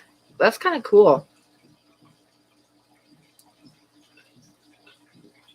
Your weather's good this coming week. I might try to send them Tuesday then. I'll let you know. Like I say, it's going to depend on how I feel. But I have Tuesday off, so if I get to it, I will send them out Tuesday. That's a weird looking shrimp. It's kind of like spotted red. I get some odd looking shrimp in that tank. Of course, I'll put a heat pack in them anyway, but it's going to be warm enough here, so if yours is good up there, then we'll try to get them sent.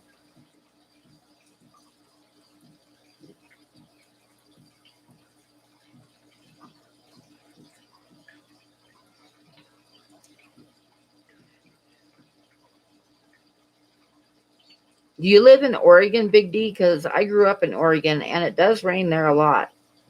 There is a reason Oregon is so green and beautiful. And there's such beautiful ferns hanging down and all that. Any more available? Well, I'm going to send 8 to Jesse and Carson. I'm sending 6 to Candy. And it's going to kind of wipe out most of that tank that you're looking at now, but I have some babies coming up.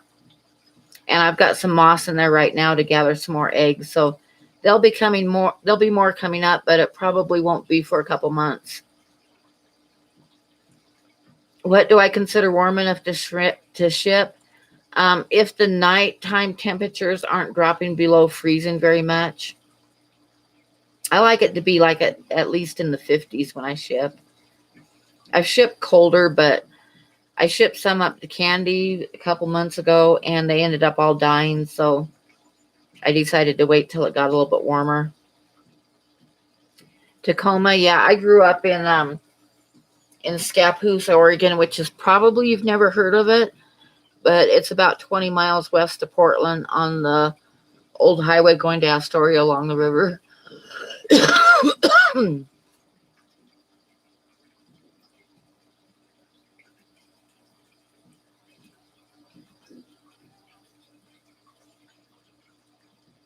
Yep, it rains a lot in the wintertime. A lot.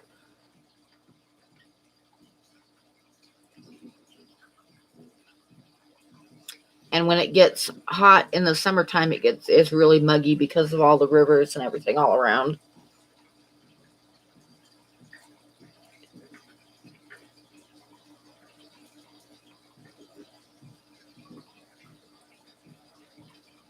I have never thought of even testing the lead levels in my water. That's interesting.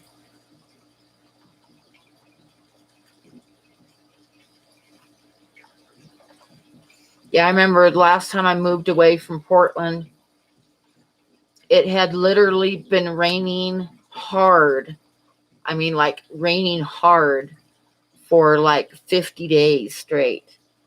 And there was like crews out trying to clear the leaves out of the gutters because they were backed up in water halfway out in the road. And it was just raining like heck. But when it's nice, it's really nice. And I miss the ferns, and I miss the big trees and the mountains and the waterfalls. Lead fluoride, it's detrimental to freshwater fish. I don't think we have fluoride in our water. Here anyway.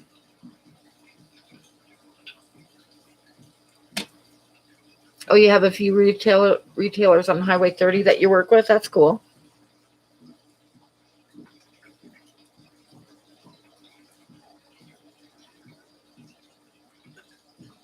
Fluoride increases gill disease in fish. Now, see, I'm learning a lot tonight. Hi, Phil. How are you?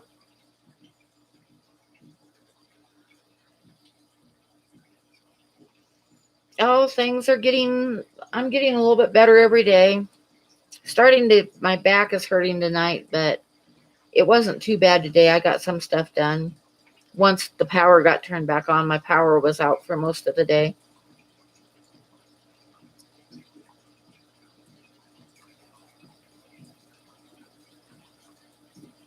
Shenanigans. Hi, Heather.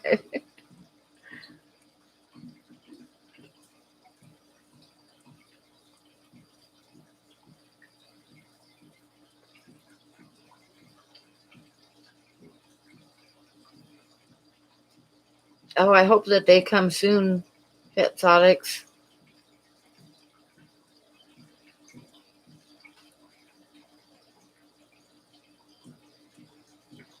Solar panels. Yeah, that'd be nice. Anything above 10 ppt is not good for fish, huh?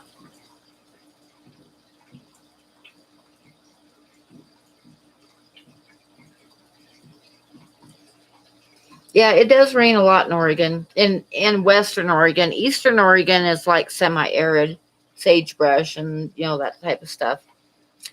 But Western Oregon does get rain. I used to have a T-shirt when I was a teenager that said Oregon Rain Festival, January 1st to December 31st.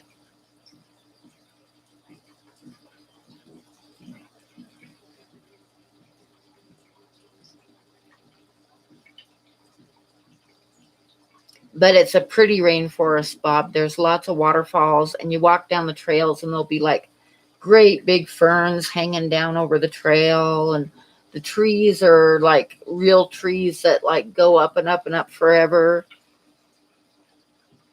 I miss that part of Oregon.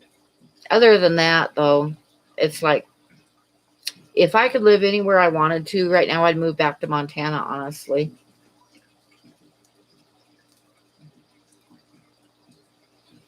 Cape Cod was nice. I like being at the ocean and being able. The wintertime was really nice when all the tourists are gone.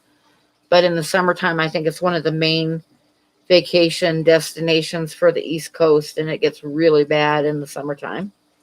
So I'd never move back there for that reason.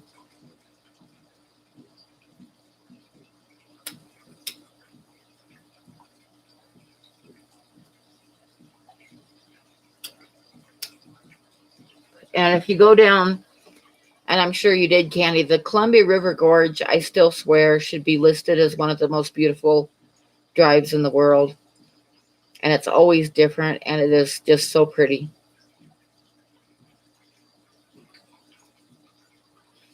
Oh, you're getting some rain? Good.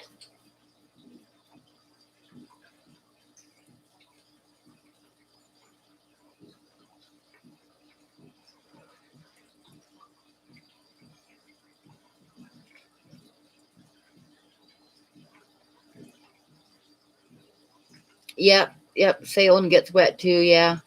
Like I said, I grew up west of Portland, about 20 miles west of Portland, along the Columbia River.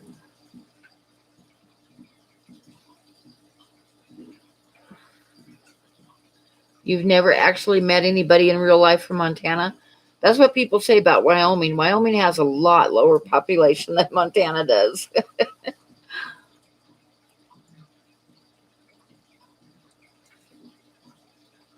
Denver is expensive.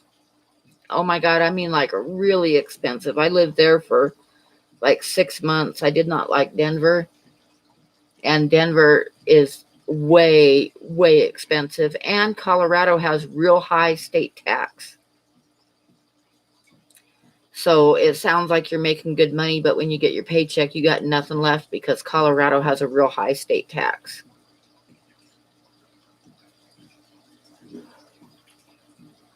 So I wouldn't move back to Denver ever. I didn't like Denver.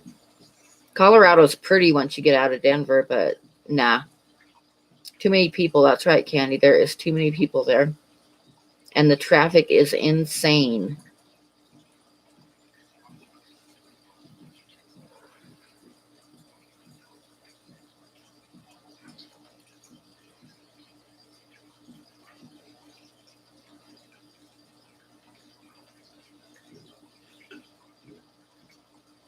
Oh no.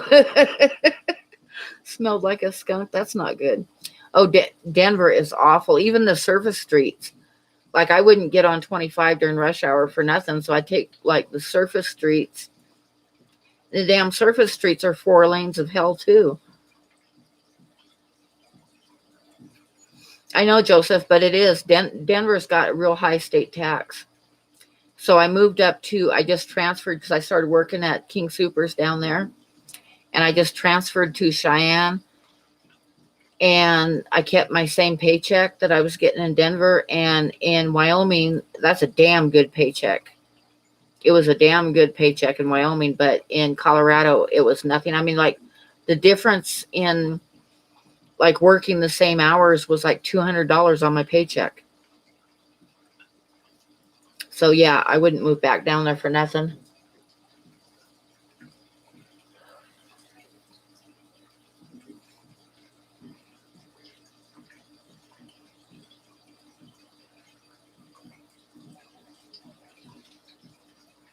Have you ever heard of Black Bear Road? It sounds familiar. Where is it at? Yeah, the sales tax. Wyoming has sales tax, but not on food. But what really killed me in Denver was the um, state tax on my paycheck. It was awful. Wyoming doesn't have any state tax on your paycheck.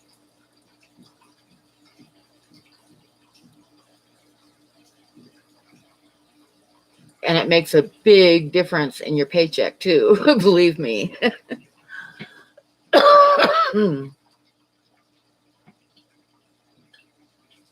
Welcome back, Jay.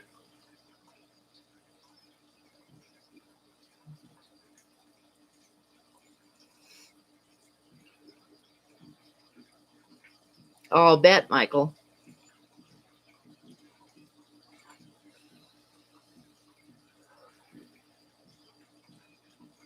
A naughty jar, yeah. Like I say, Wyoming doesn't have a state tax, so that's kind of nice. My paychecks were a lot bigger. Of course, when I got tired of driving back and forth to Cheyenne and living in Laramie, which is like, it was 60 miles from my house to the parking lot. And after a year and a half, I just didn't want to do it anymore. And I transferred to a loaf and jug, a gas station here that was owned by the same company. And I took like a $4 cut in wages, but I'm still glad I did it because driving between Laramie and Cheyenne in the wintertime is pretty bad.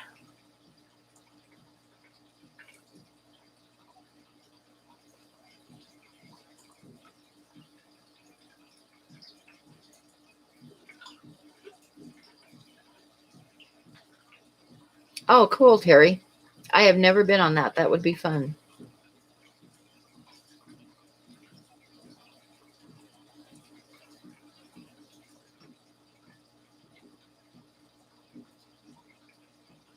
The Western Show in Cheyenne, yeah. I I need to enter that this year. I last time I entered it,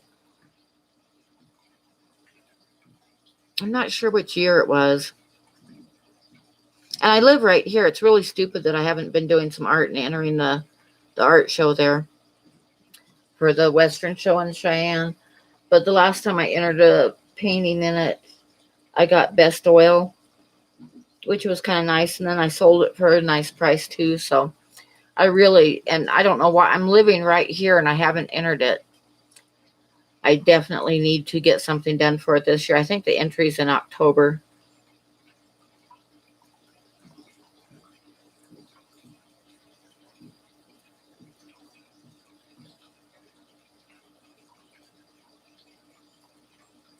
I should show you the painting that I got best oil with. Hang on.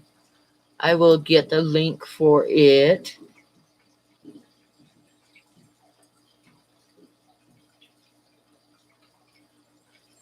Let me see. Hang on. I'm just getting this painting up. Oh, I entered that one too. I remember I sold it, but I didn't win anything. Do, do, do. Do, do, do, do, do, do. Oh, there it is. That wasn't too painful. Okay, so copy and paste. Copy. And I missed a whole bunch of chat while I was doing that. And paste. And this is the oil painting that I got best oil with at the Cheyenne Frontier Days.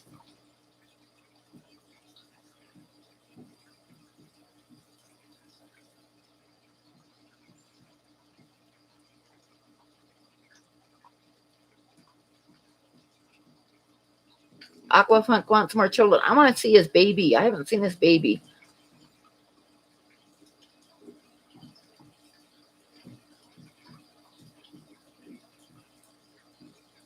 Talking about trippy bees. Okay.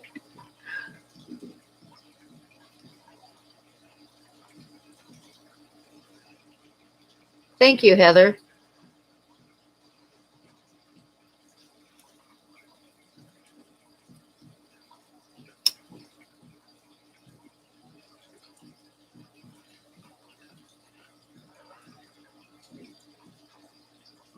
Thank you, Candy.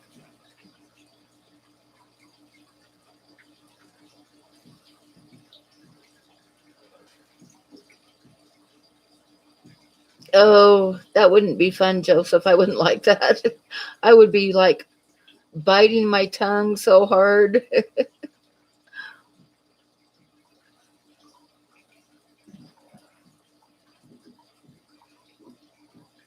No, Reels, it's supposed to look better than a photo. It's a painting.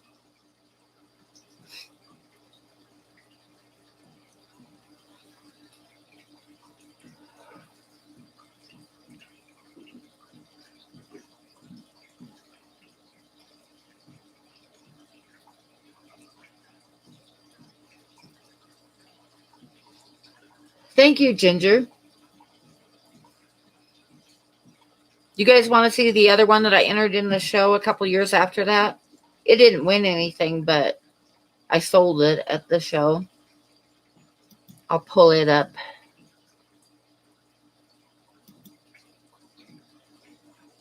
I've only entered that show twice, and it's really stupid because, like I say, I live close now, and I haven't been entering it. That's really stupid of me. I definitely need to get something done to enter it this coming year.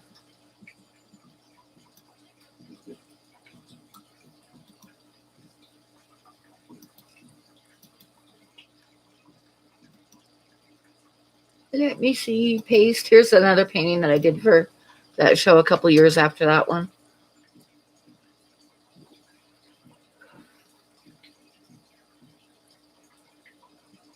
Garlic extract is best for internal parasites.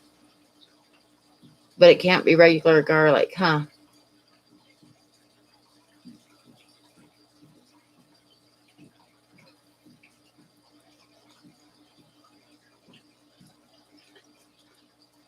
Thank you, Candy. That was nice.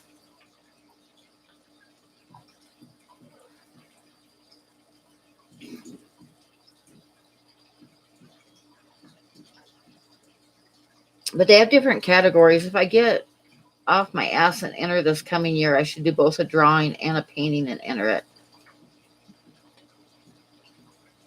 Oh, you can't click the second one. Let me try again. Oh, I bet I know why. Hang on. I'll go to a different place and find it. Do. Where is it? Oh, there it is. Okay, let's try this one.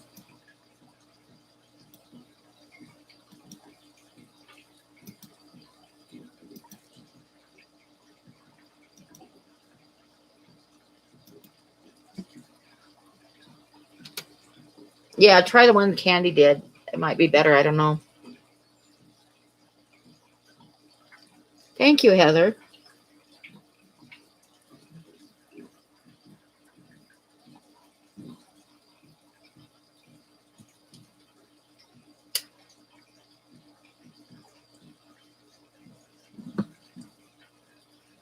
I will never remember all this stuff, Carlos.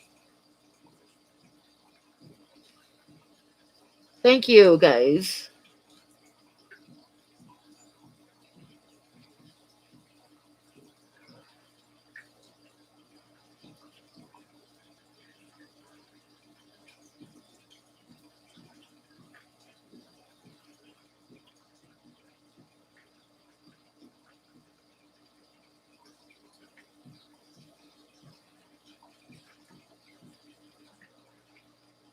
Thanks, Ginger, and thanks, Big D.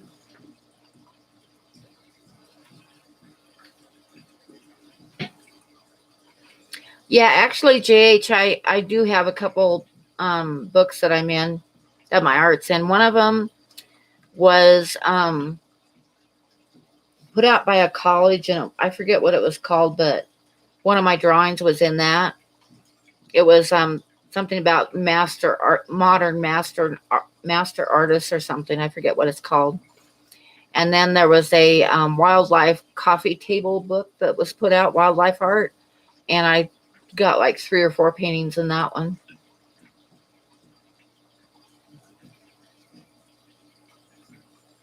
I never did buy that copy of that one either. The first one I have a copy of somewhere, but I think in storage right now. But the wildlife book, I never did buy a copy of it. I should have. Oh, thank you, Heather. Well, I'm working on it. I'm planning before the summer's over, I'm going to be doing my art full time again.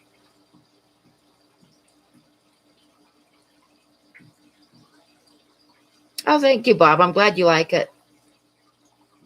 I'm going to be doing a drawing sometime this, as soon as I get where I can sit at my desk long enough. I'm going to be doing a drawing for another giveaway. But I haven't been able to sit and because the draw, I got to lean over. And when I lean over, my back just kills me. So as soon as I get over this stupid surgery stuff, I'm going to be doing that. Oh, you should have gone, Aquafunk. That would have been totally awesome. I never went to art school. I always wished I would have. Thank you, Phil. If I would have gone to art school, it probably would have taken the stuff that I learned on my own. I probably could have learned so much faster if I would have gone to art school. I always kind of wished I would have gone. But I didn't get to go, so. Yeah, surgery sucks. And I'm feeling better. My stomach is feeling better and the holes in my stomach are healing up. But I've got pain right between my shoulder blades. And the doctor says it was from lying on the surgery table for 7 hours in awkward positions. So, and he says it would heal up after a while. So, but right now I can't lean over and draw. So, yeah.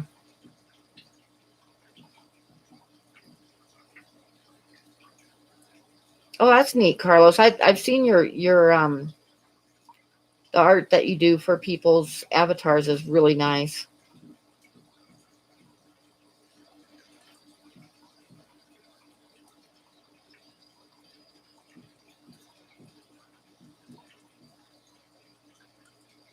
I could try that, but I'd have to set a minimum, Candy, because, what if nobody wanted to pay more than $20 for something that I put 40 hours into?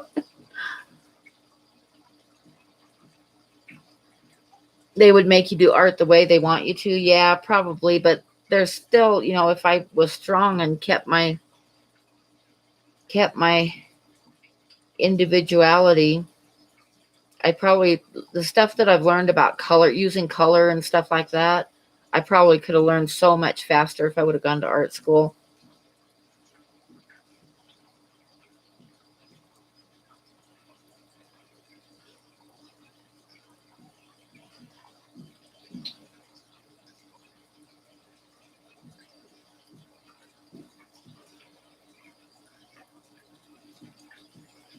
I know the thing with the art school though is my oldest daughter went to art school for I think she's got like a bachelor in art, and then she's a teacher now. She got her degree to teach high school kids English. And right now she's working as, I think she's both an art teacher and the English teacher at a school down close to Eugene. But before she went to art school, she loved my work. And then she went to art school, and for many, many years, she would tell me that realism isn't real art. And she would kind of frown at my work.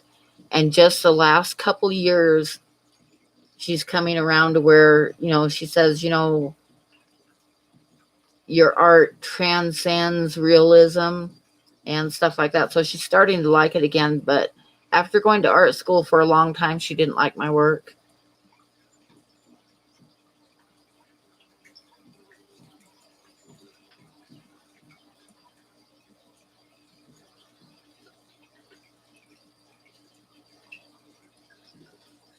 Oh, very cool, Carlos.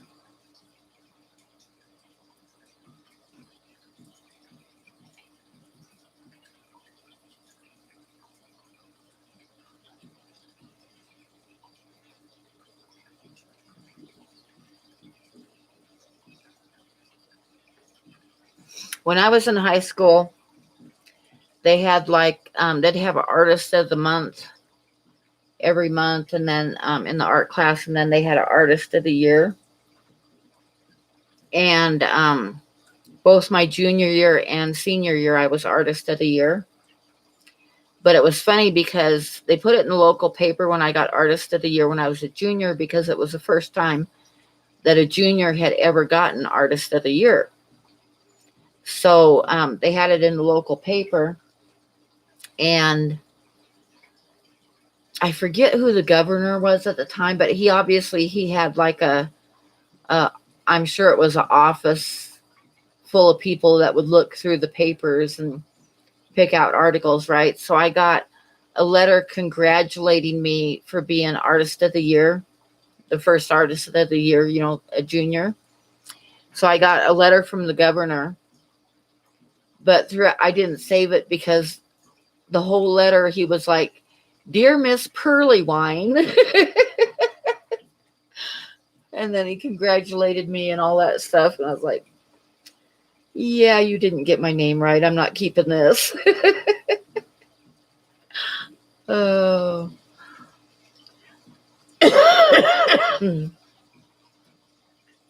Yeah, Candy, it was Dear Miss Pearlywine. Oh. Okay, good night, Bob. Have a good night. Thanks for stopping in. Feed all those puffers.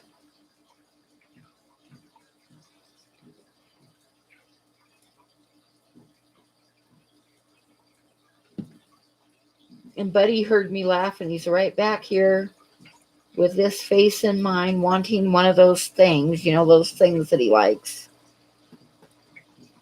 that aren't good for him, but he loves them anyway. Sit.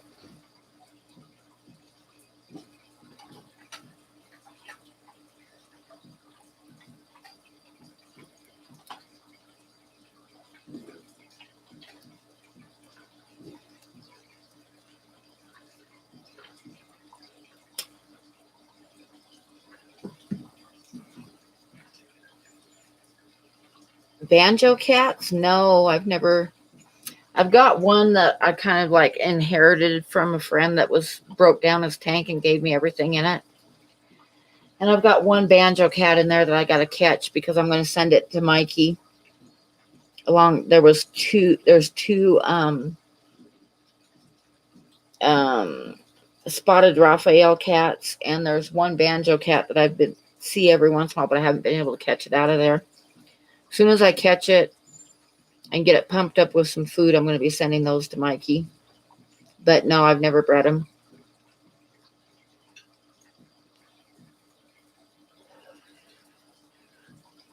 Your back hurts. That's what I'm going through right now. My back is killing me. And it's like bad tonight too. What do you feed it? It just eats whatever's left over on the bottom. I drop in. There's a bristle nose in the tank, so I drop in some beans and pellets and flake food and stuff, and I think it just cleans everything up because it comes out at night.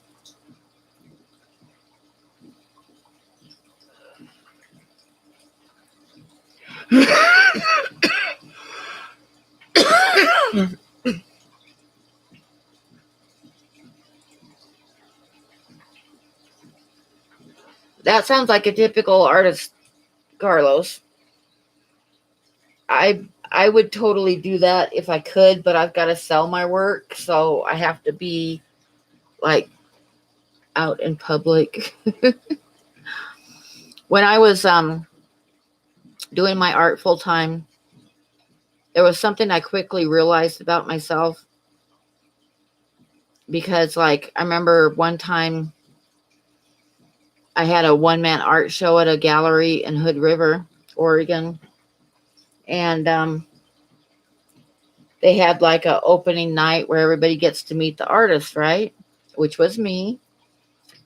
And the show started at like 8 o'clock at night, and it was a big gala event with hors d'oeuvres and all that stuff. And that morning I woke up with a cough, and by the time of the art show opening, I sounded like I had pneumonia. I was coughing so hard and sicker than heck, and just coughing so hard you would have thought I was dying. But I made it through, but I was coughing, and a lot of people didn't come over and talk to me because I was coughing so hard. And the next morning I woke up and my cough was totally gone. I was fine. And after that happened to me like 3 or 4 times, I realized that I really don't like people, and I don't like being the center of attention. But you have to. If you're going to be self-employed, you have to deal with people. And I'm just not very good at it.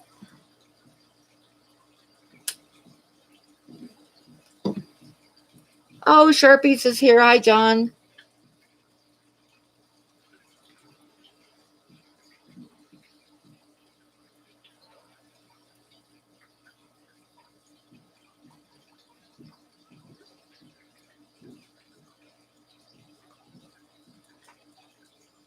Yeah, don't give me money. Don't buy my paintings after I die. Buy them now.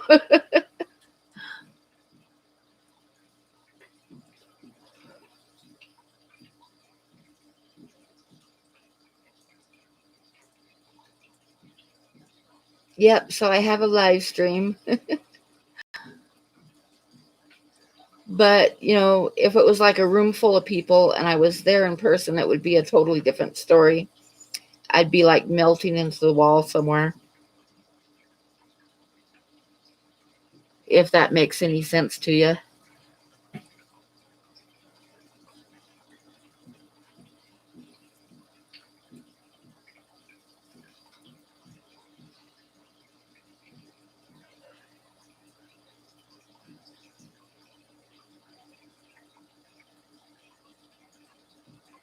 Oh no, John. That is not good. And you don't have a quarantine tank? I quarantine in tubs. It's like I'll buy plastic tubs and set them up with a sponge filter and a heater, and that's what I use for quarantine tanks.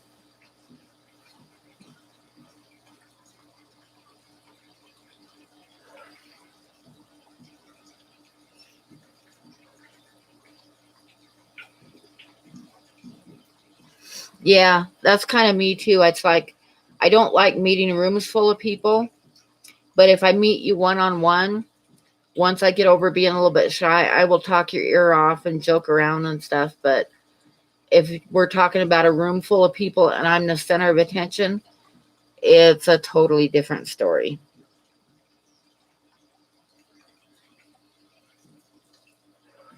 Oh, that's cool, Phil. Very good.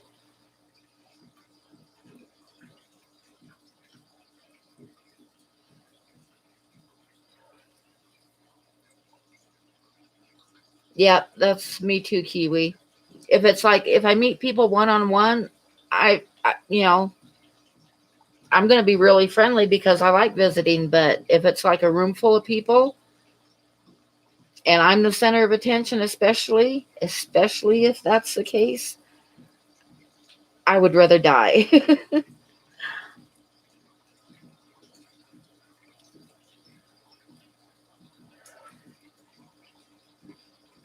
DPK should help you out, Sharpies. He's been talking about different treatments because he's like totally read a lot of chemistry and stuff.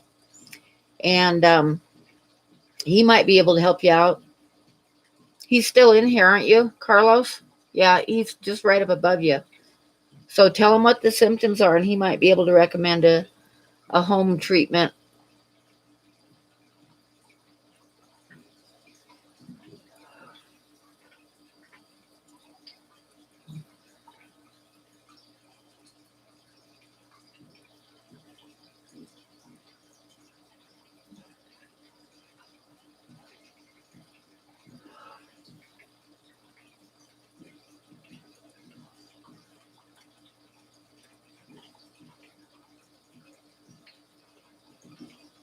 Okay, good night, Pixotics.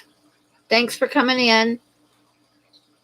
Yeah, the internet is good because it's like I feel like I'm talking to friends and it's not overwhelming at all. But I have to force myself to get over that because you are not going to make any money selling art if you can't talk to people.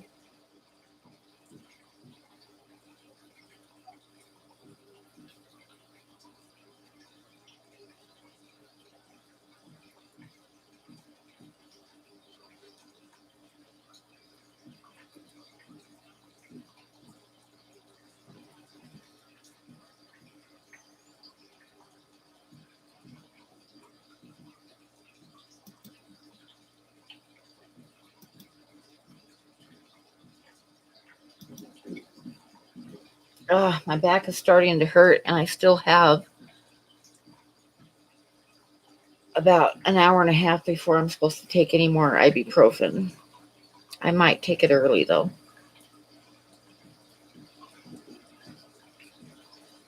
I hope it doesn't hurt at work tomorrow. Thursday, it hurt so bad at work. I got nothing done, and I was totally, absolutely in pain and miserable all day.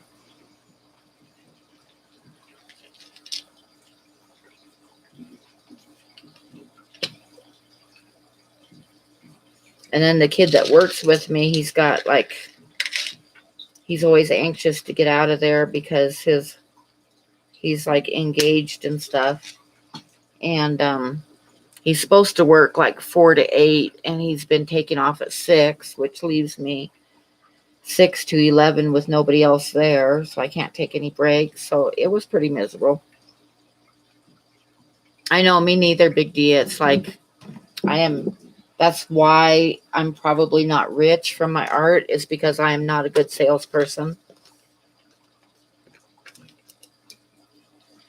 That's what my son tells me too. He says your art is good, but you're the worst salesperson, Mom.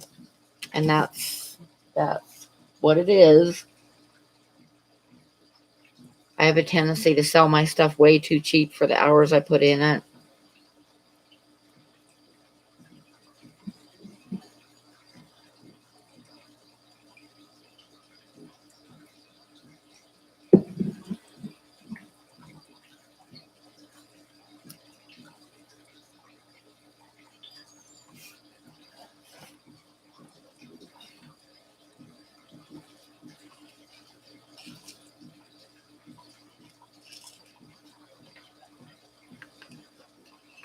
Oh, columnaris is bad.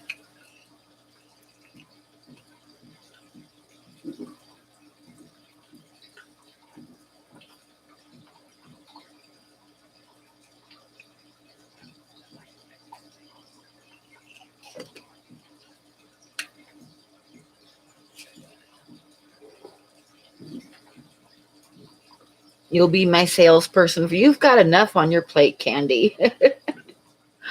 Definitely got. You are a busy girl.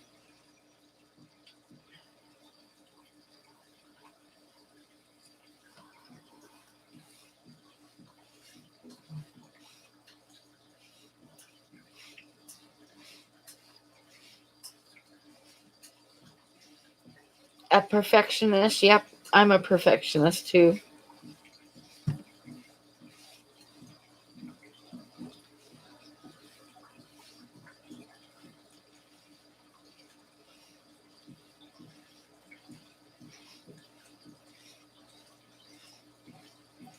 Yep, Candy's an entire sales team by herself. Very true.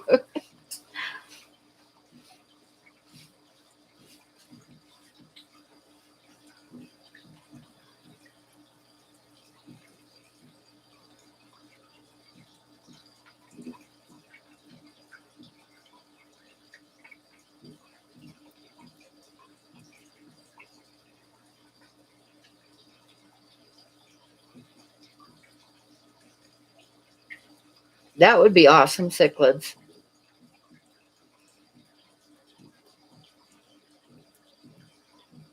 You can tell if you look at my art, you can tell that I'm a perfectionist. That's why I spend so much time on it.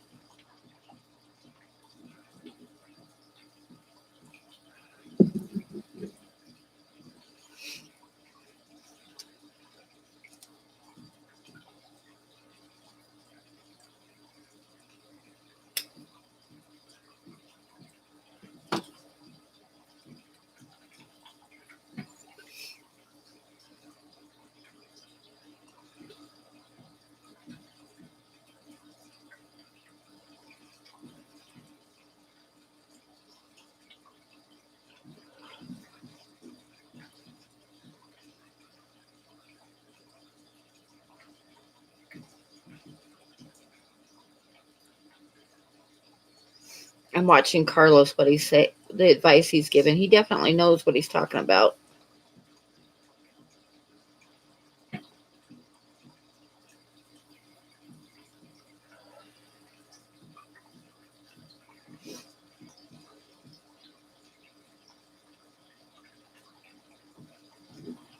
Candy, do you have to have a perfect Christmas tree? That's the other thing where my perfectionist drives people crazy. My Christmas tree has to be absolutely perfect. None of the bulbs touching the branch below them.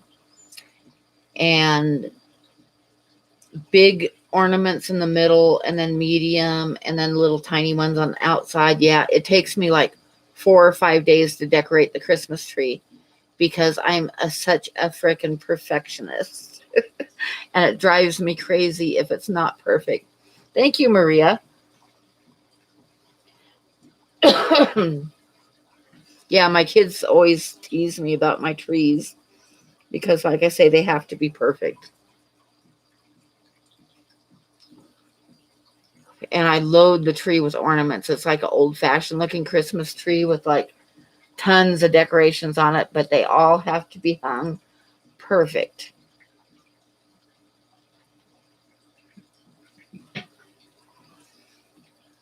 I know exactly, Anthony. My kids used to get mad at me because, yeah.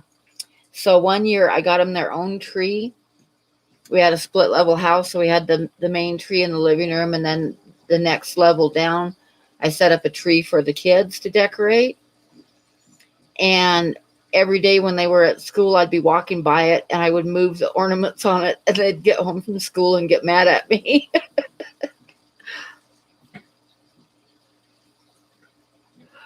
He just dumps the box over the top of the tree. No, no, Soggy, that would drive me nuts.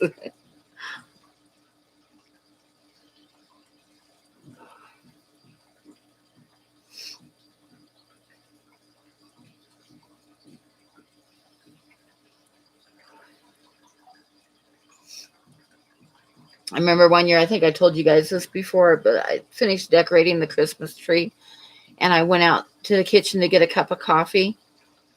And I came back in the living room and I sat down with my cup of coffee and I looked at the tree and I put my coffee down, and because there was an ornament that was a little bit off, and I went and straightened it up, and everybody started laughing, and I'm like, what? Well, Tucker had gotten up while I was in the kitchen and moved an ornament, and then they were waiting to see how long it would take me to notice. Oh, my butt wasn't even all the way in the chair before I noticed it and went and moved it again. Do I sell snails? I can. I've got enough. I sent Jesse some of the pink ones, yeah. I've got enough to sell some.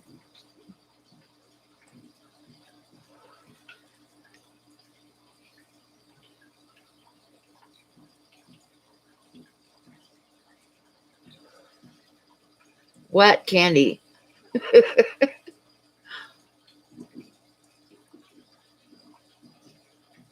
Oh, yeah, I've got a ton of Java moss. You just want one? One isn't very many. But yeah, email me, Maria.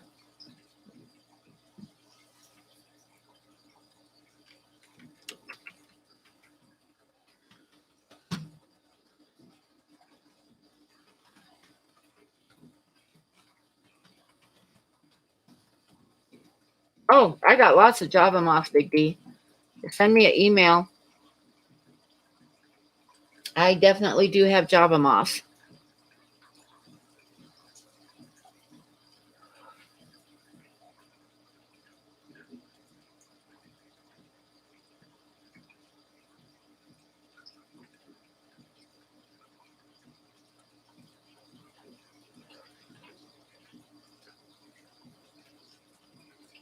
Yeah, I've got several great big clumps I could break some off of. Oh, you got a baby Fahaka? Very cool. Oh, that's awesome. I am very envious. I don't have room for a big enough tank for a big puffer, but they are so cool.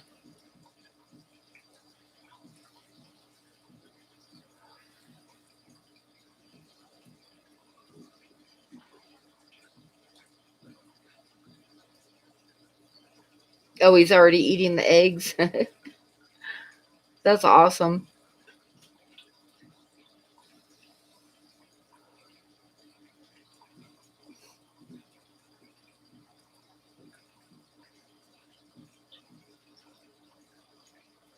I feed snails to my turtles, and then I've got some pea puffers that I drop them in for them.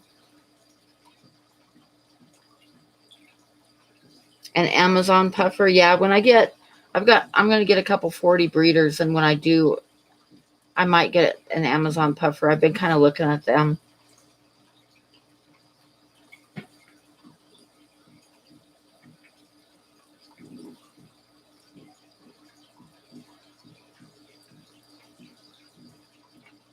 Oh, Candy, when if you want them for food, the snails for food, when I send the rice fish next week, or this week, I will throw in a bunch of snails for you too. I pulled a bunch out of the 40 breeder today.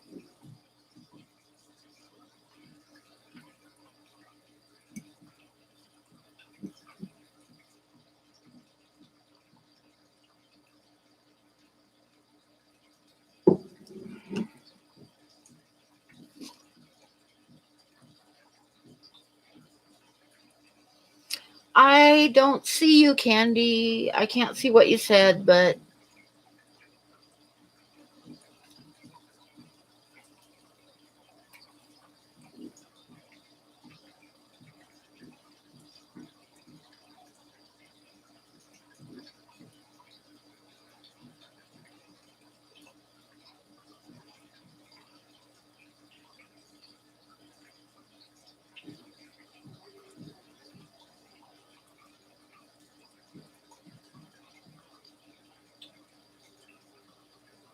oh, that's right.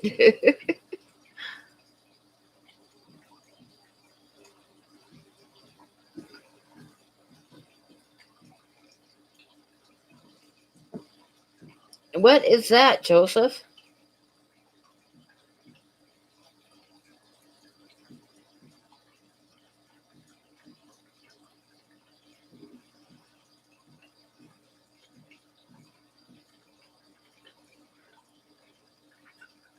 The cat stepped on the keyboard. Okay.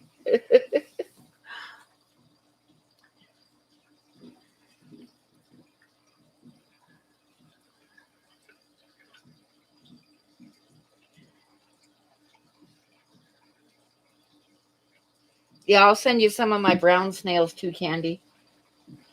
I fed a bunch to the turtles tonight, but there's a bunch in the tub too, so I'll send you some.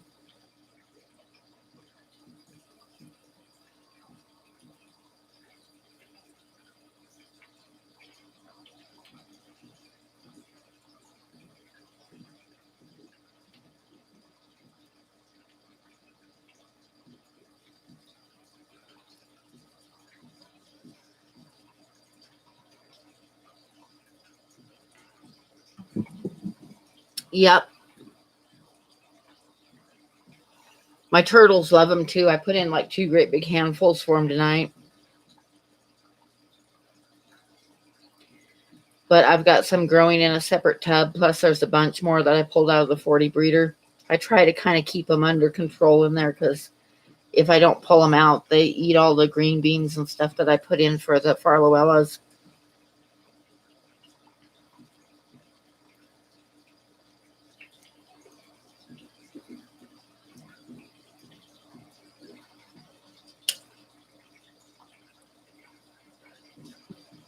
But they aren't the pretty pink ones. I'll be sending you just the brown ones. But I'm sure your puffers won't care.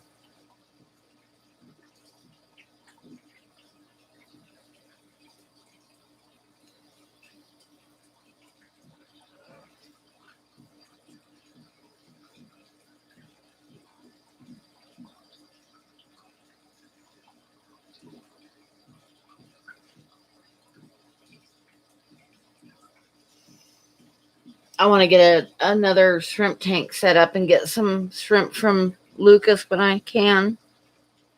I mentioned the other day trading a drawing for some fish because I want to get some of his dwarf neon rainbow fish. And I want to get some of the blue dreams from him. So I'm going to talk to him and see if I can do a drawing for him and trade.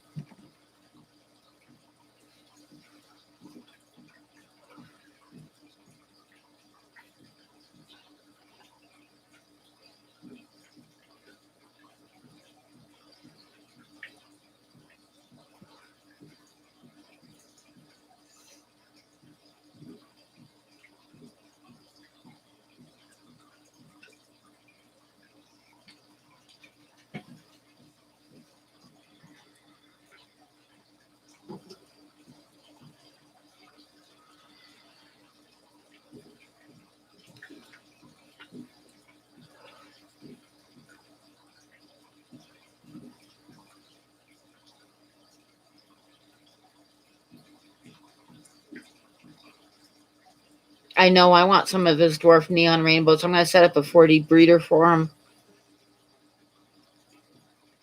I really want some, but like I mentioned it in his live stream, if he'd be interested in trading for a drawing, and he said yeah, so I'm going to get a hold of him and see what he wants and do him a drawing and trade.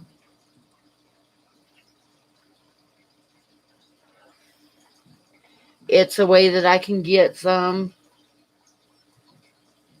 Good night, Cichlids 23.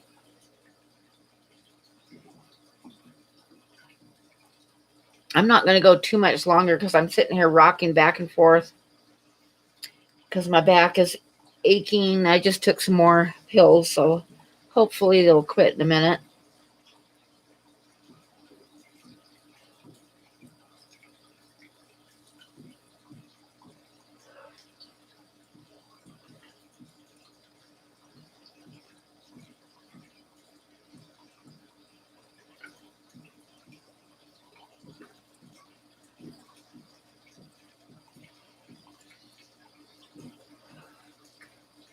I think I'll go for another half an hour and see how I feel then because, yeah, I just took some more. I shouldn't, it's a little bit early, but I just couldn't take it, so I took some more.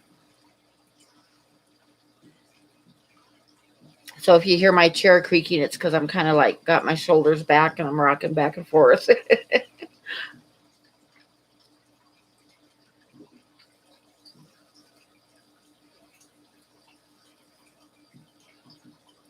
Oh, I just took some more pills. Like I said, I'll give it a half an hour and I'll probably get off candy.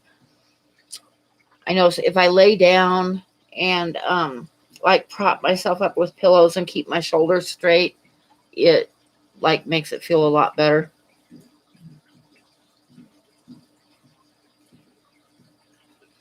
Well, Kim, you could get some from Haley. She's got some pretty ones.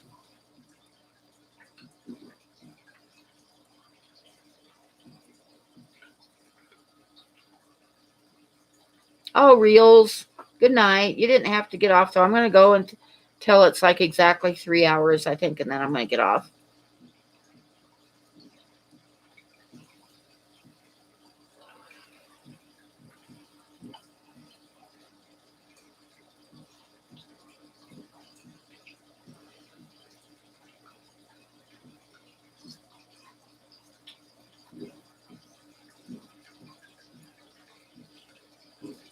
Oh, does she? I haven't seen them. I'll have to watch that.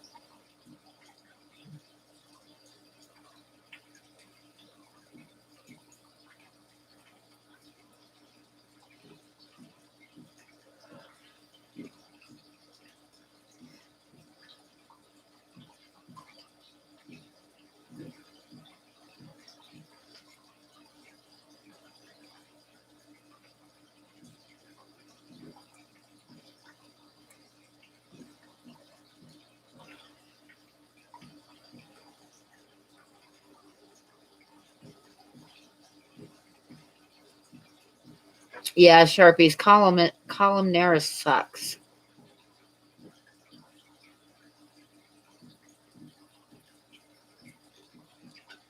Oh yeah, Candy, that's right. I'm going to be sending you some mystery snails too. I don't want to forget them.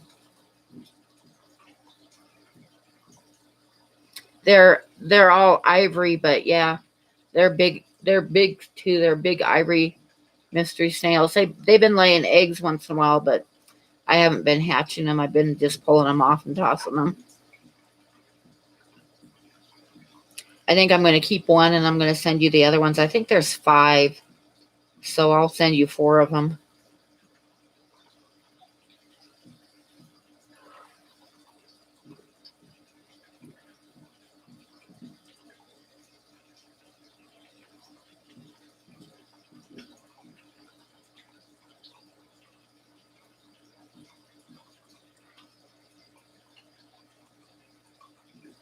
I think Dan's going to send me a couple rabbit snails. I'm really looking forward to it because they're pretty cool.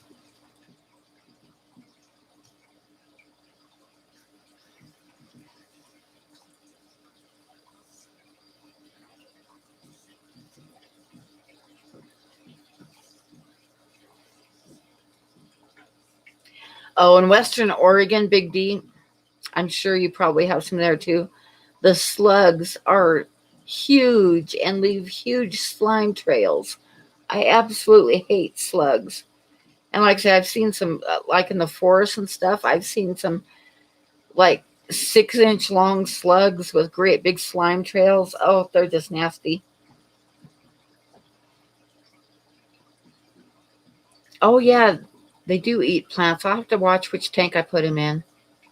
I bet I could put them in with when I set up the tank for the dwarf neon rainbows. I bet I could put them in there. Yeah, Oregon has some big slugs. Nasty, nasty slugs. I hate slugs.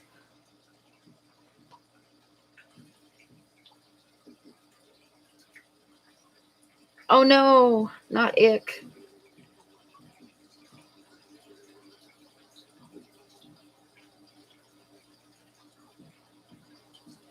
I had my goldfish tank was really looking nice. I mean, the plants were beautiful in it and they weren't eating them. And that week when I was in the hospital and they didn't get fed, they totally wiped out the plants. I've got to replant it. I mean, they chowed down on those plants because they weren't getting fed.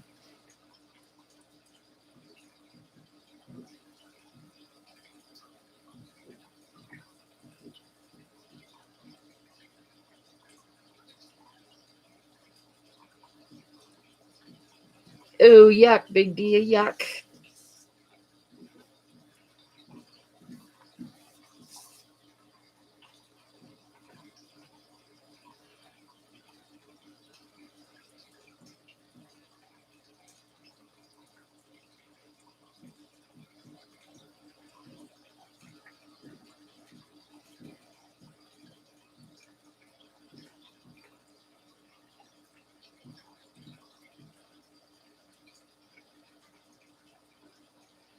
Yeah, I couldn't even pick one up. They're just nasty.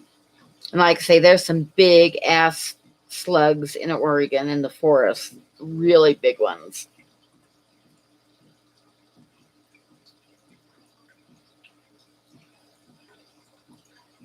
Oh, good. I'm glad you caught it early.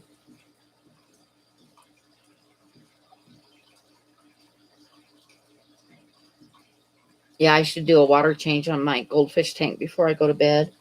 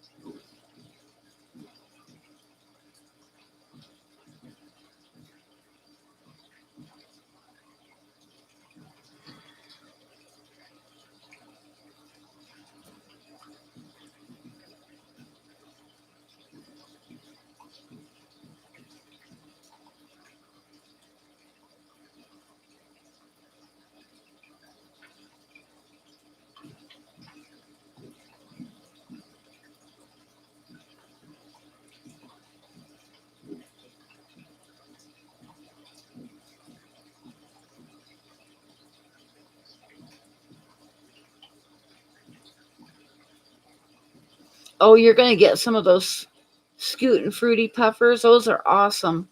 I would love to get some of those too.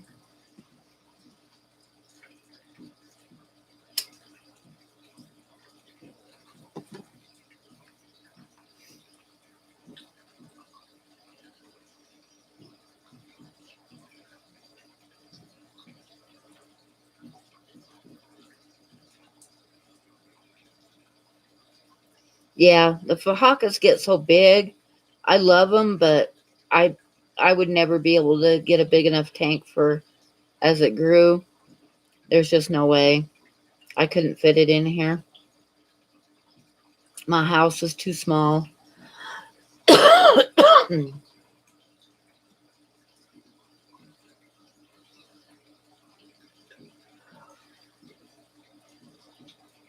Good night, Maria. Send me an email and I'll send you a couple snails.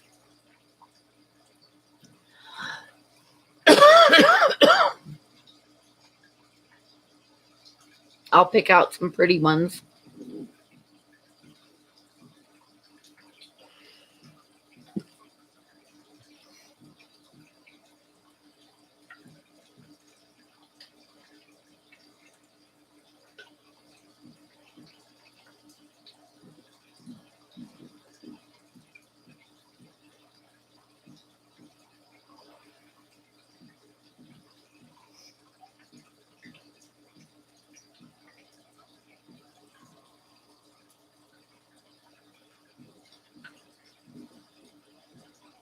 Yeah, 180-gallon. That'd be good. But like I said, I couldn't even get one in my house. So, but that will be awesome.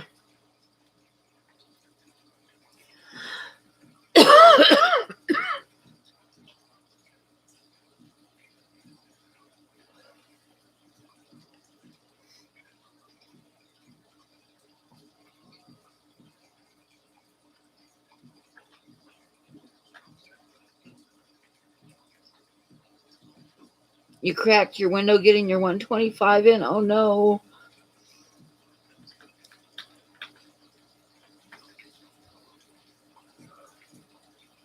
When I brought in the 100-gallon tub for my two turtles, it was hard. I had to have one of the neighbors help me, and it just fit in the door with pushing. I mean, we had to really push it. And I wanted to put it back in the spare bedroom, but there was no way that it was going to go down the hallway. So it's in my living room.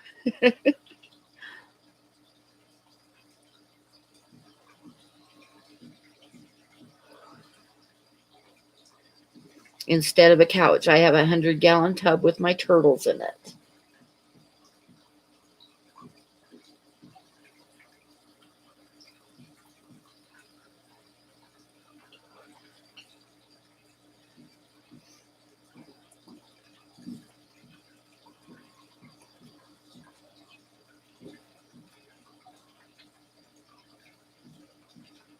Yeah, it's better to crack the window than the tank, that's for sure. Window panes aren't that expensive.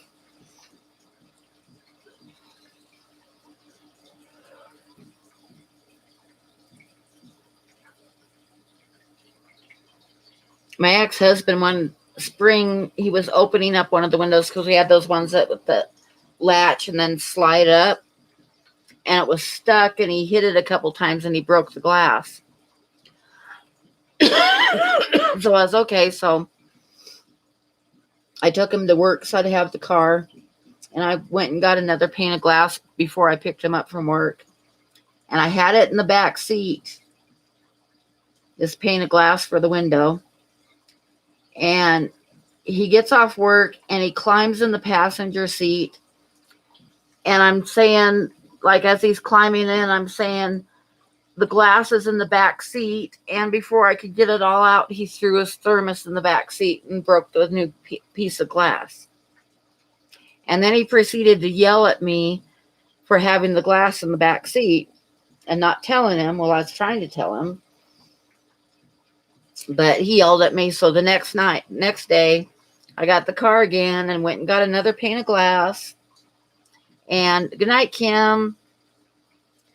I got another pane of glass, and I had it in the back seat, and I took a piece of butcher paper and I wrote, the glass is in the back seat, and I put it across the whole windshield of the car. The whole front windshield, I put this piece of butcher paper across that said there's glass in the back seat. And the guys he worked with were walking out on the dock and looking and laughing at him. But, what can you do?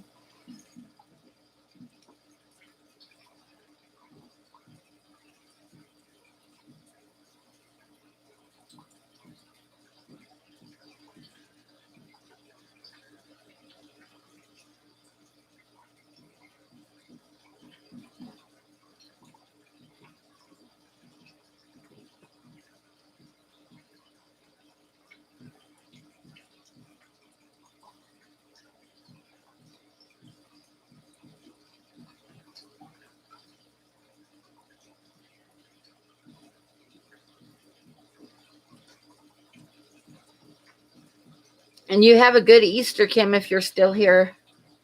Have fun. It's always fun with the little ones.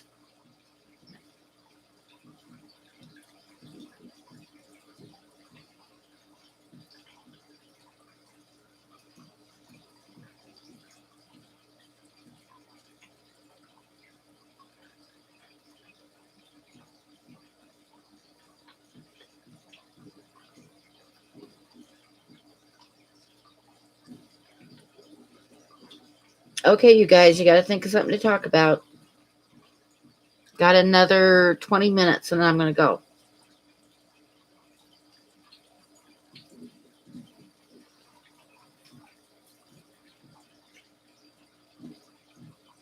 Oh no, Big D, you better go feed them.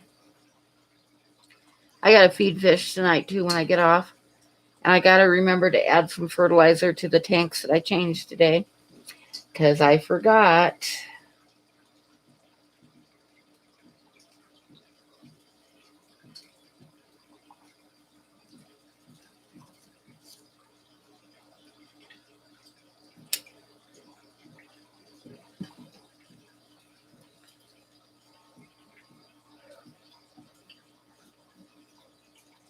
Yeah, exactly, Ginger. I heat my tanks too, because in the wintertime I keep my house about between 62 and 65.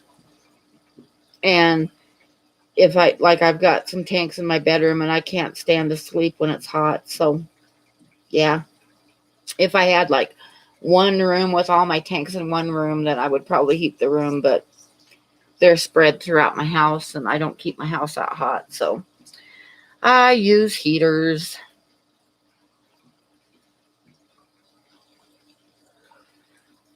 Some of them I unplug once summertime hits.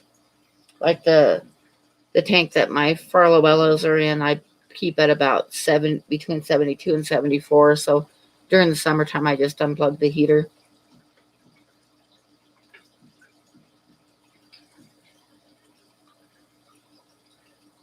Oh, John, why do you do these things?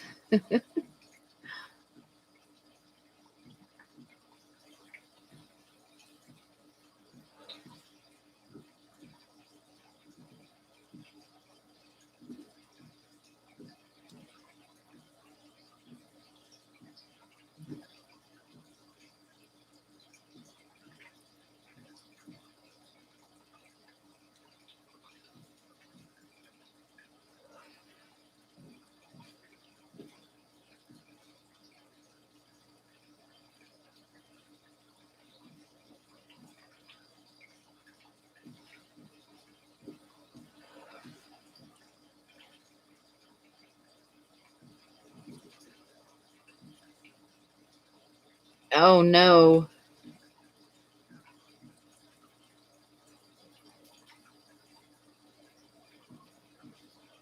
I remember doing that one time with the blister. I had a blister on the back of my heel, and it's like my sock felt wet, and I like pulled my shoe off, and my whole sock was soaked with blood from that stupid blister.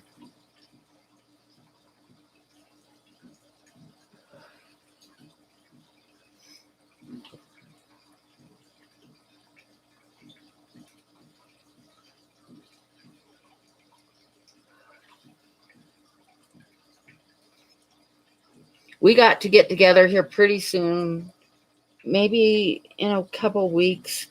I gotta wait till I feel better because, like, I was gonna live stream last night, but I was hurting too bad, and I don't want to set up a live stream with you and then be hurting. So as soon as I get better, though, we're gonna set up a live stream. People have been asking me when I'm gonna do it. I haven't forgotten. It's just I'm trying to get where I know that I can set up a live stream and not have to cancel it because I don't feel good. I'm getting there. I'm getting there. Mostly it's just my stupid back now.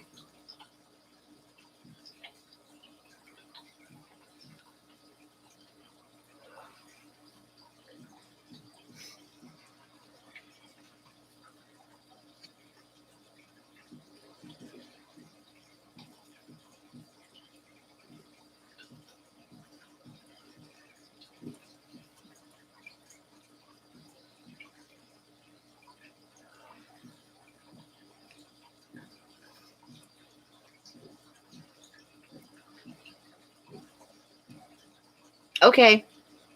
Yep, let me know.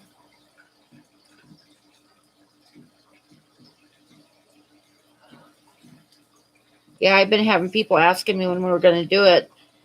So we definitely need to set it up, but we'll work it out.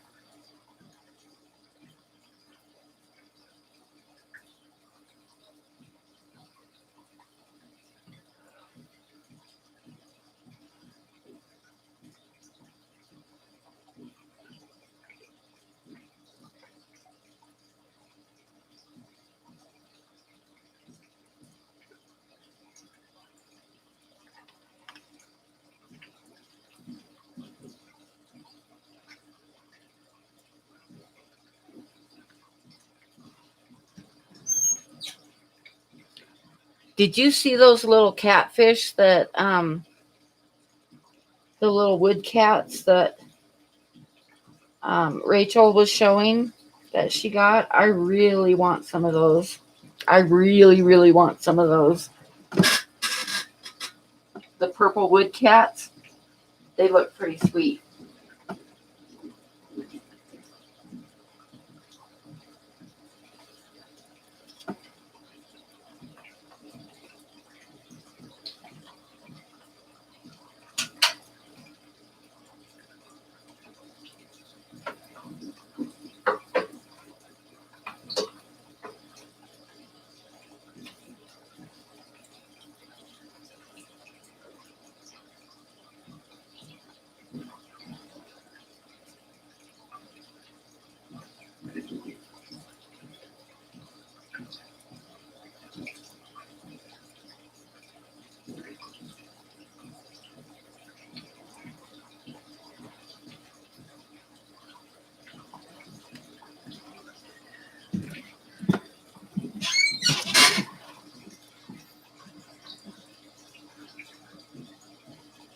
Yeah, I'm getting to where I absolutely love catfish.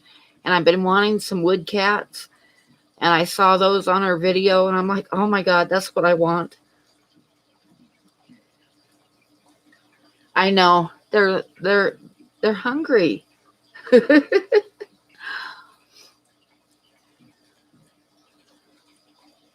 They're like Buddy.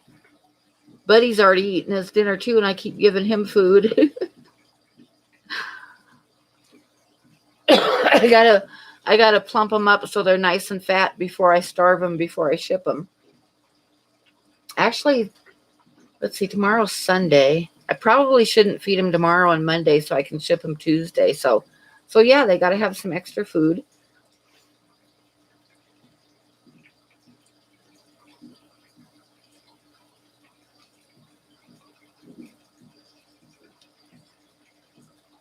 Yeah, my in-laws are constantly begging for food too.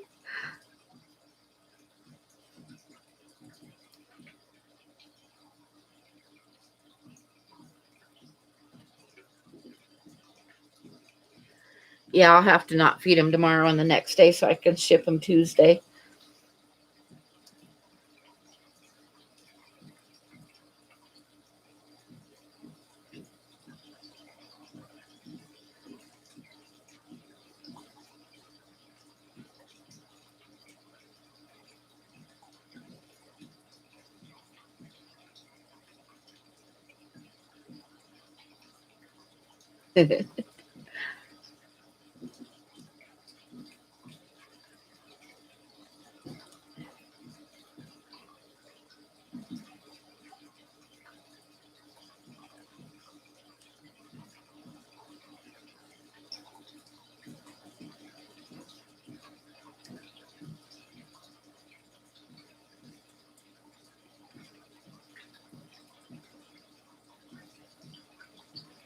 Buddy, he loves my cats, but he doesn't mess with them. But he gets real upset when the two cats are fighting with each other.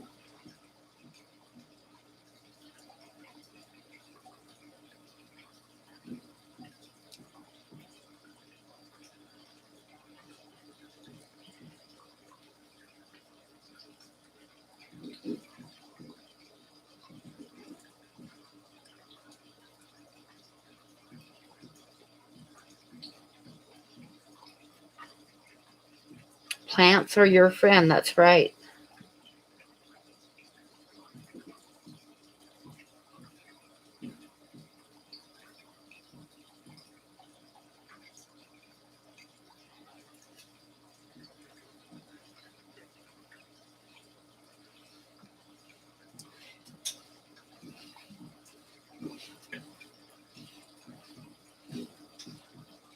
Oh, 6 bags of plants, nice.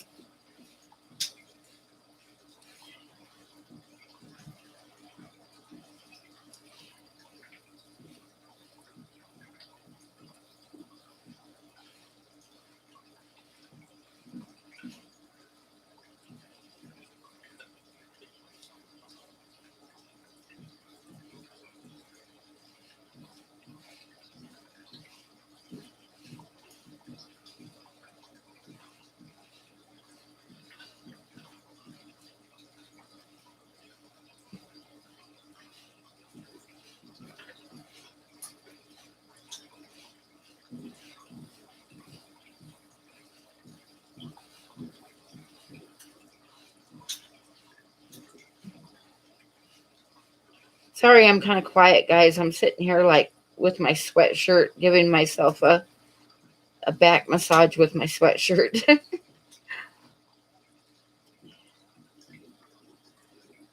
That's right, John. Don't have to worry about watering them.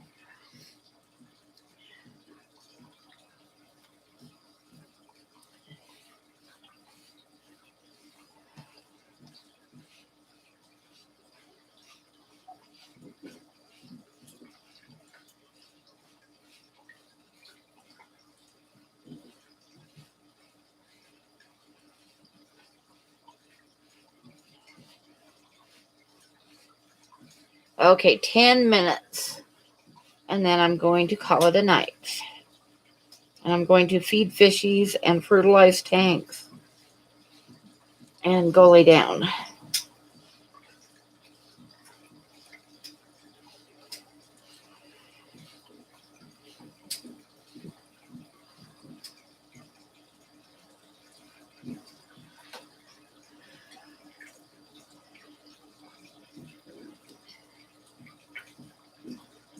That's what I need to do, Carlos, is I've got like some of my tanks are so heavily planted, but it's all the same kind of plants in all of them. So I'm trying to get some different kinds. When I set up new tanks, I'm not going to use plants for my other tanks. I'm going to get different ones. I'm okay, Candy. It'll be okay.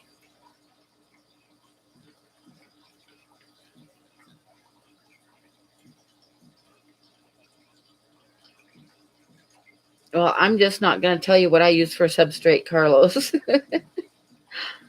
but it works.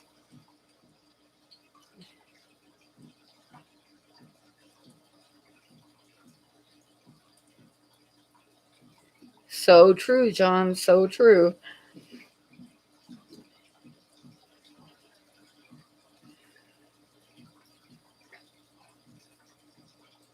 Yeah, if this back pain would just go away, my stomach's feeling a lot better.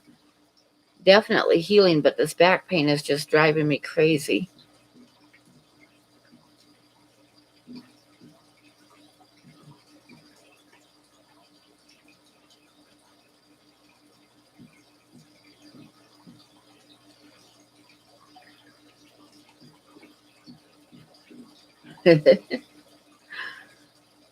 Last time I ordered something from him, I was going to get a jug, but of the Easy Green, but too much money. I can't spend that much all at once. Don't have it.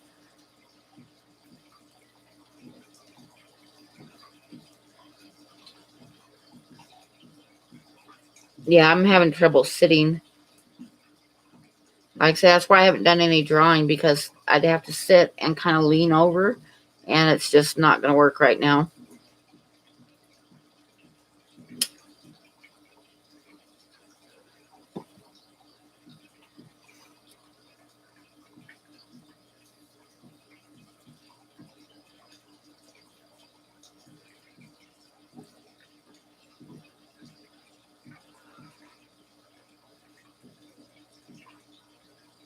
I know, huh? That's what I was thinking. That's what they told me is I'd feel so much better after the surgery. But then they also told me the surgery was only going to take 45 minutes, and yeah. So it's taken a while to heal, but I'm getting there.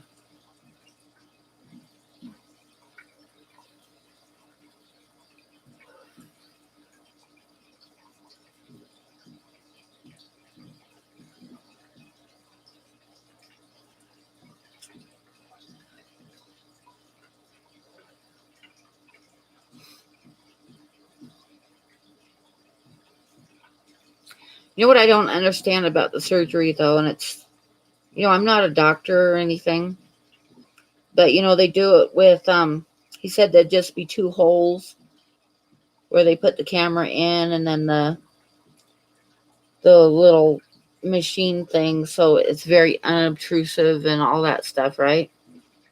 And I'd heal up fast and I'd be better in like a week and da da da da da. It's like once they got in there, and I've got like 7 holes in my stomach instead of 2. And I don't understand, like, once they got in there and realized it was that swollen up and it was going to take that long to do it, I don't understand why they didn't just go ahead and cut me open and pull it out all at once. Because it seems, and yeah, it's like more obtrusive and you end up with a scar. I don't care about the scar. But they probably could have just like put the machines away and done it the old fashioned way and cut me open and taken it out. And it probably wouldn't have taken 7 hours. But that's just me. I might be wrong.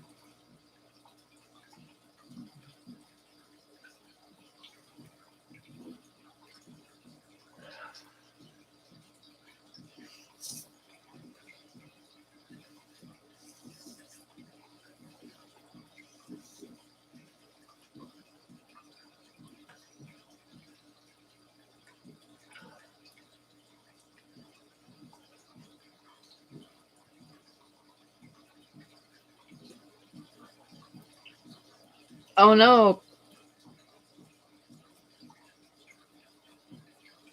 See, mine was swelled up so bad, Carlos, that it took him 7 hours to get it out. But it didn't rupture, but it was swelled up really, really bad.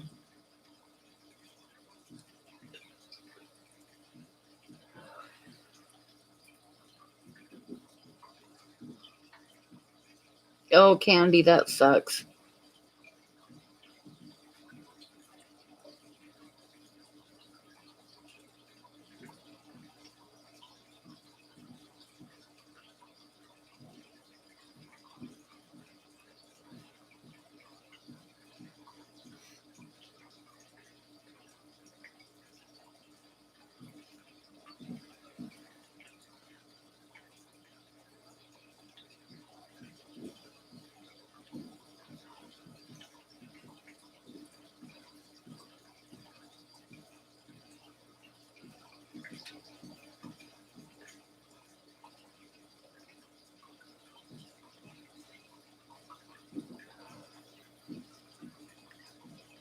Yeah, surgeries just suck.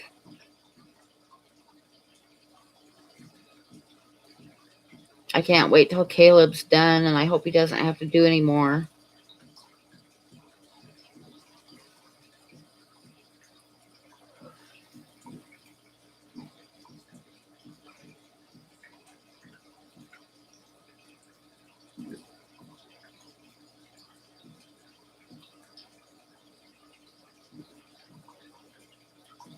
Oh no, Big D, that sucks.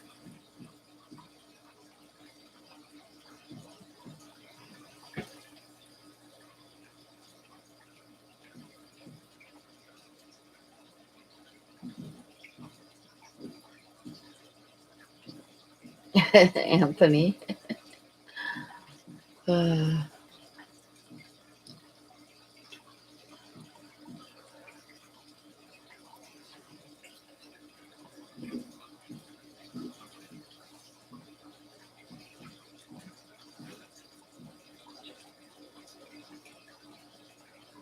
yep, we do, we do.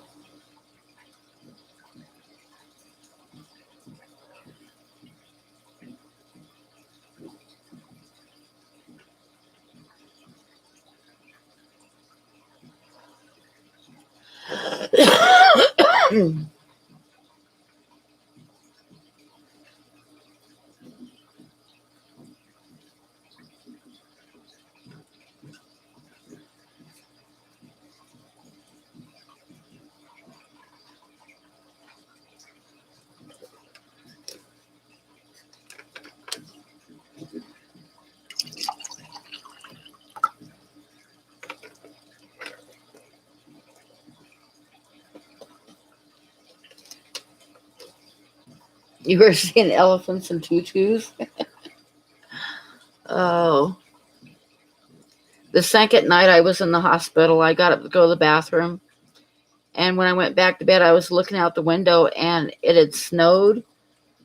And I stood there and watched for a while. And there was a little bit of wind that was like picking up snow off the top of the cars and blowing it around. And the next morning I got up and there was no snow. It hadn't snowed at all. And it was like so vivid and so real, but it must have been the pain meds that they were giving me.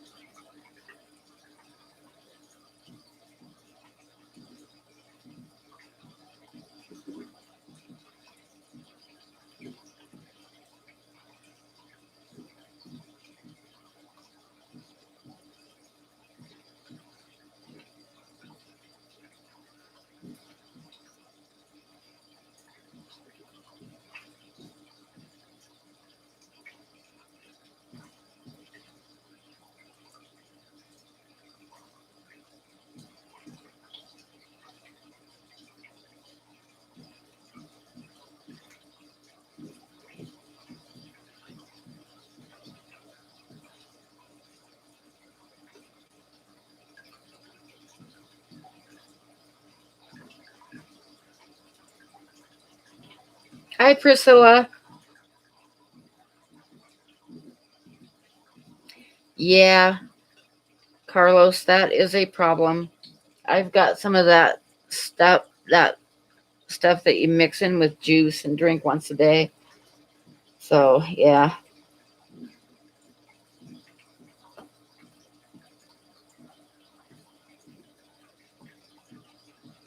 Oh no, John. That is not cool.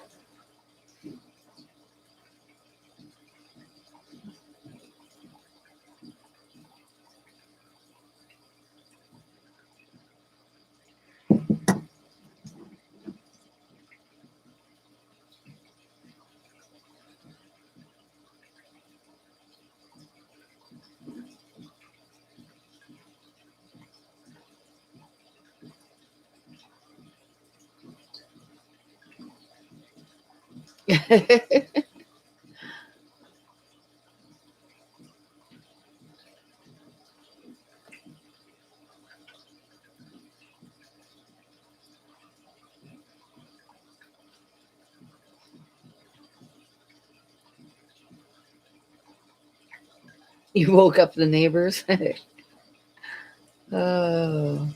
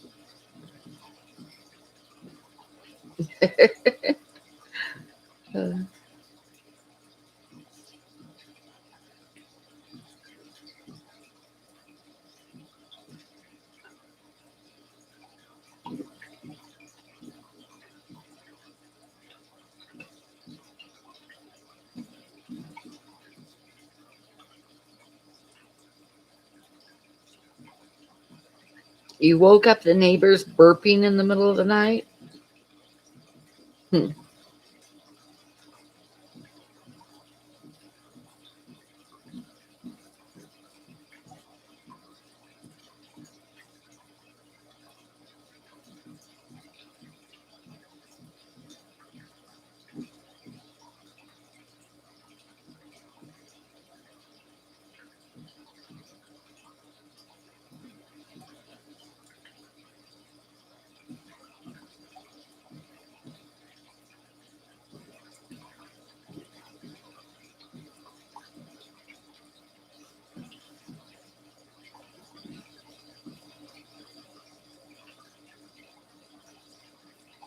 Okay, I'm going to have a cigarette, then I'm going to go.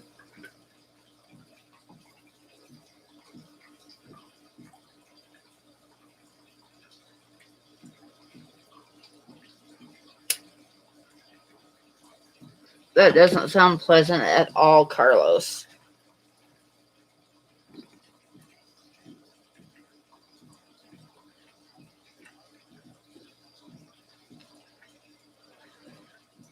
Cigarettes are bad, okay?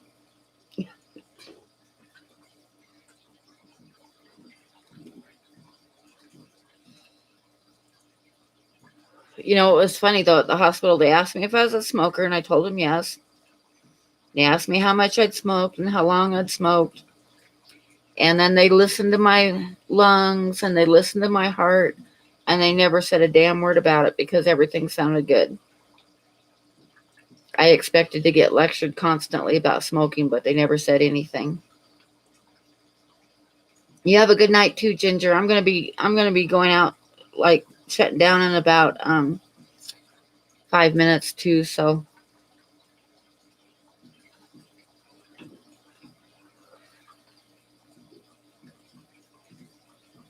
oh no, Soggy. uh,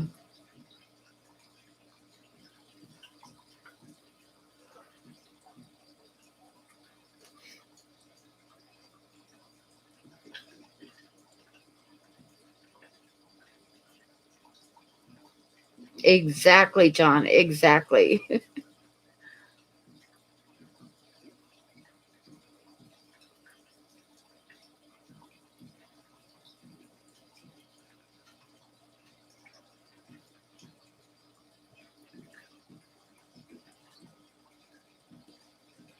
I packed my own cigarettes.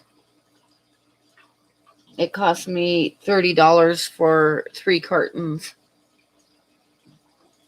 So, okay, Phil. Yep, we're going to be all going here pretty quick. Oh, you got to run?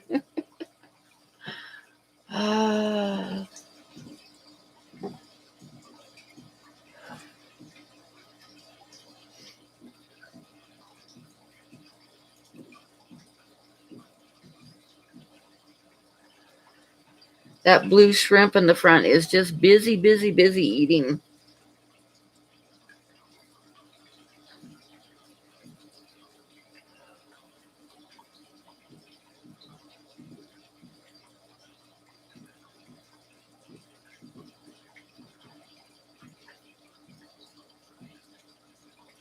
Yep, Big D. I believe that.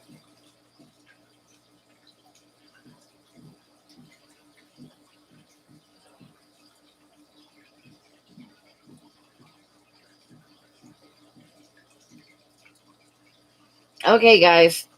Good night. I'm going to shut it down now, too. Sorry, guys. I have got to move around and feed my fish and then go lay down and try to get my back straight so I can get some sleep. So, good night, everybody. Thank you for coming. Everybody have a good Easter. Yeah, have a great Easter. And I'll see you guys next week, probably Friday night, I hope.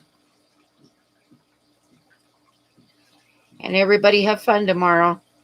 Good night.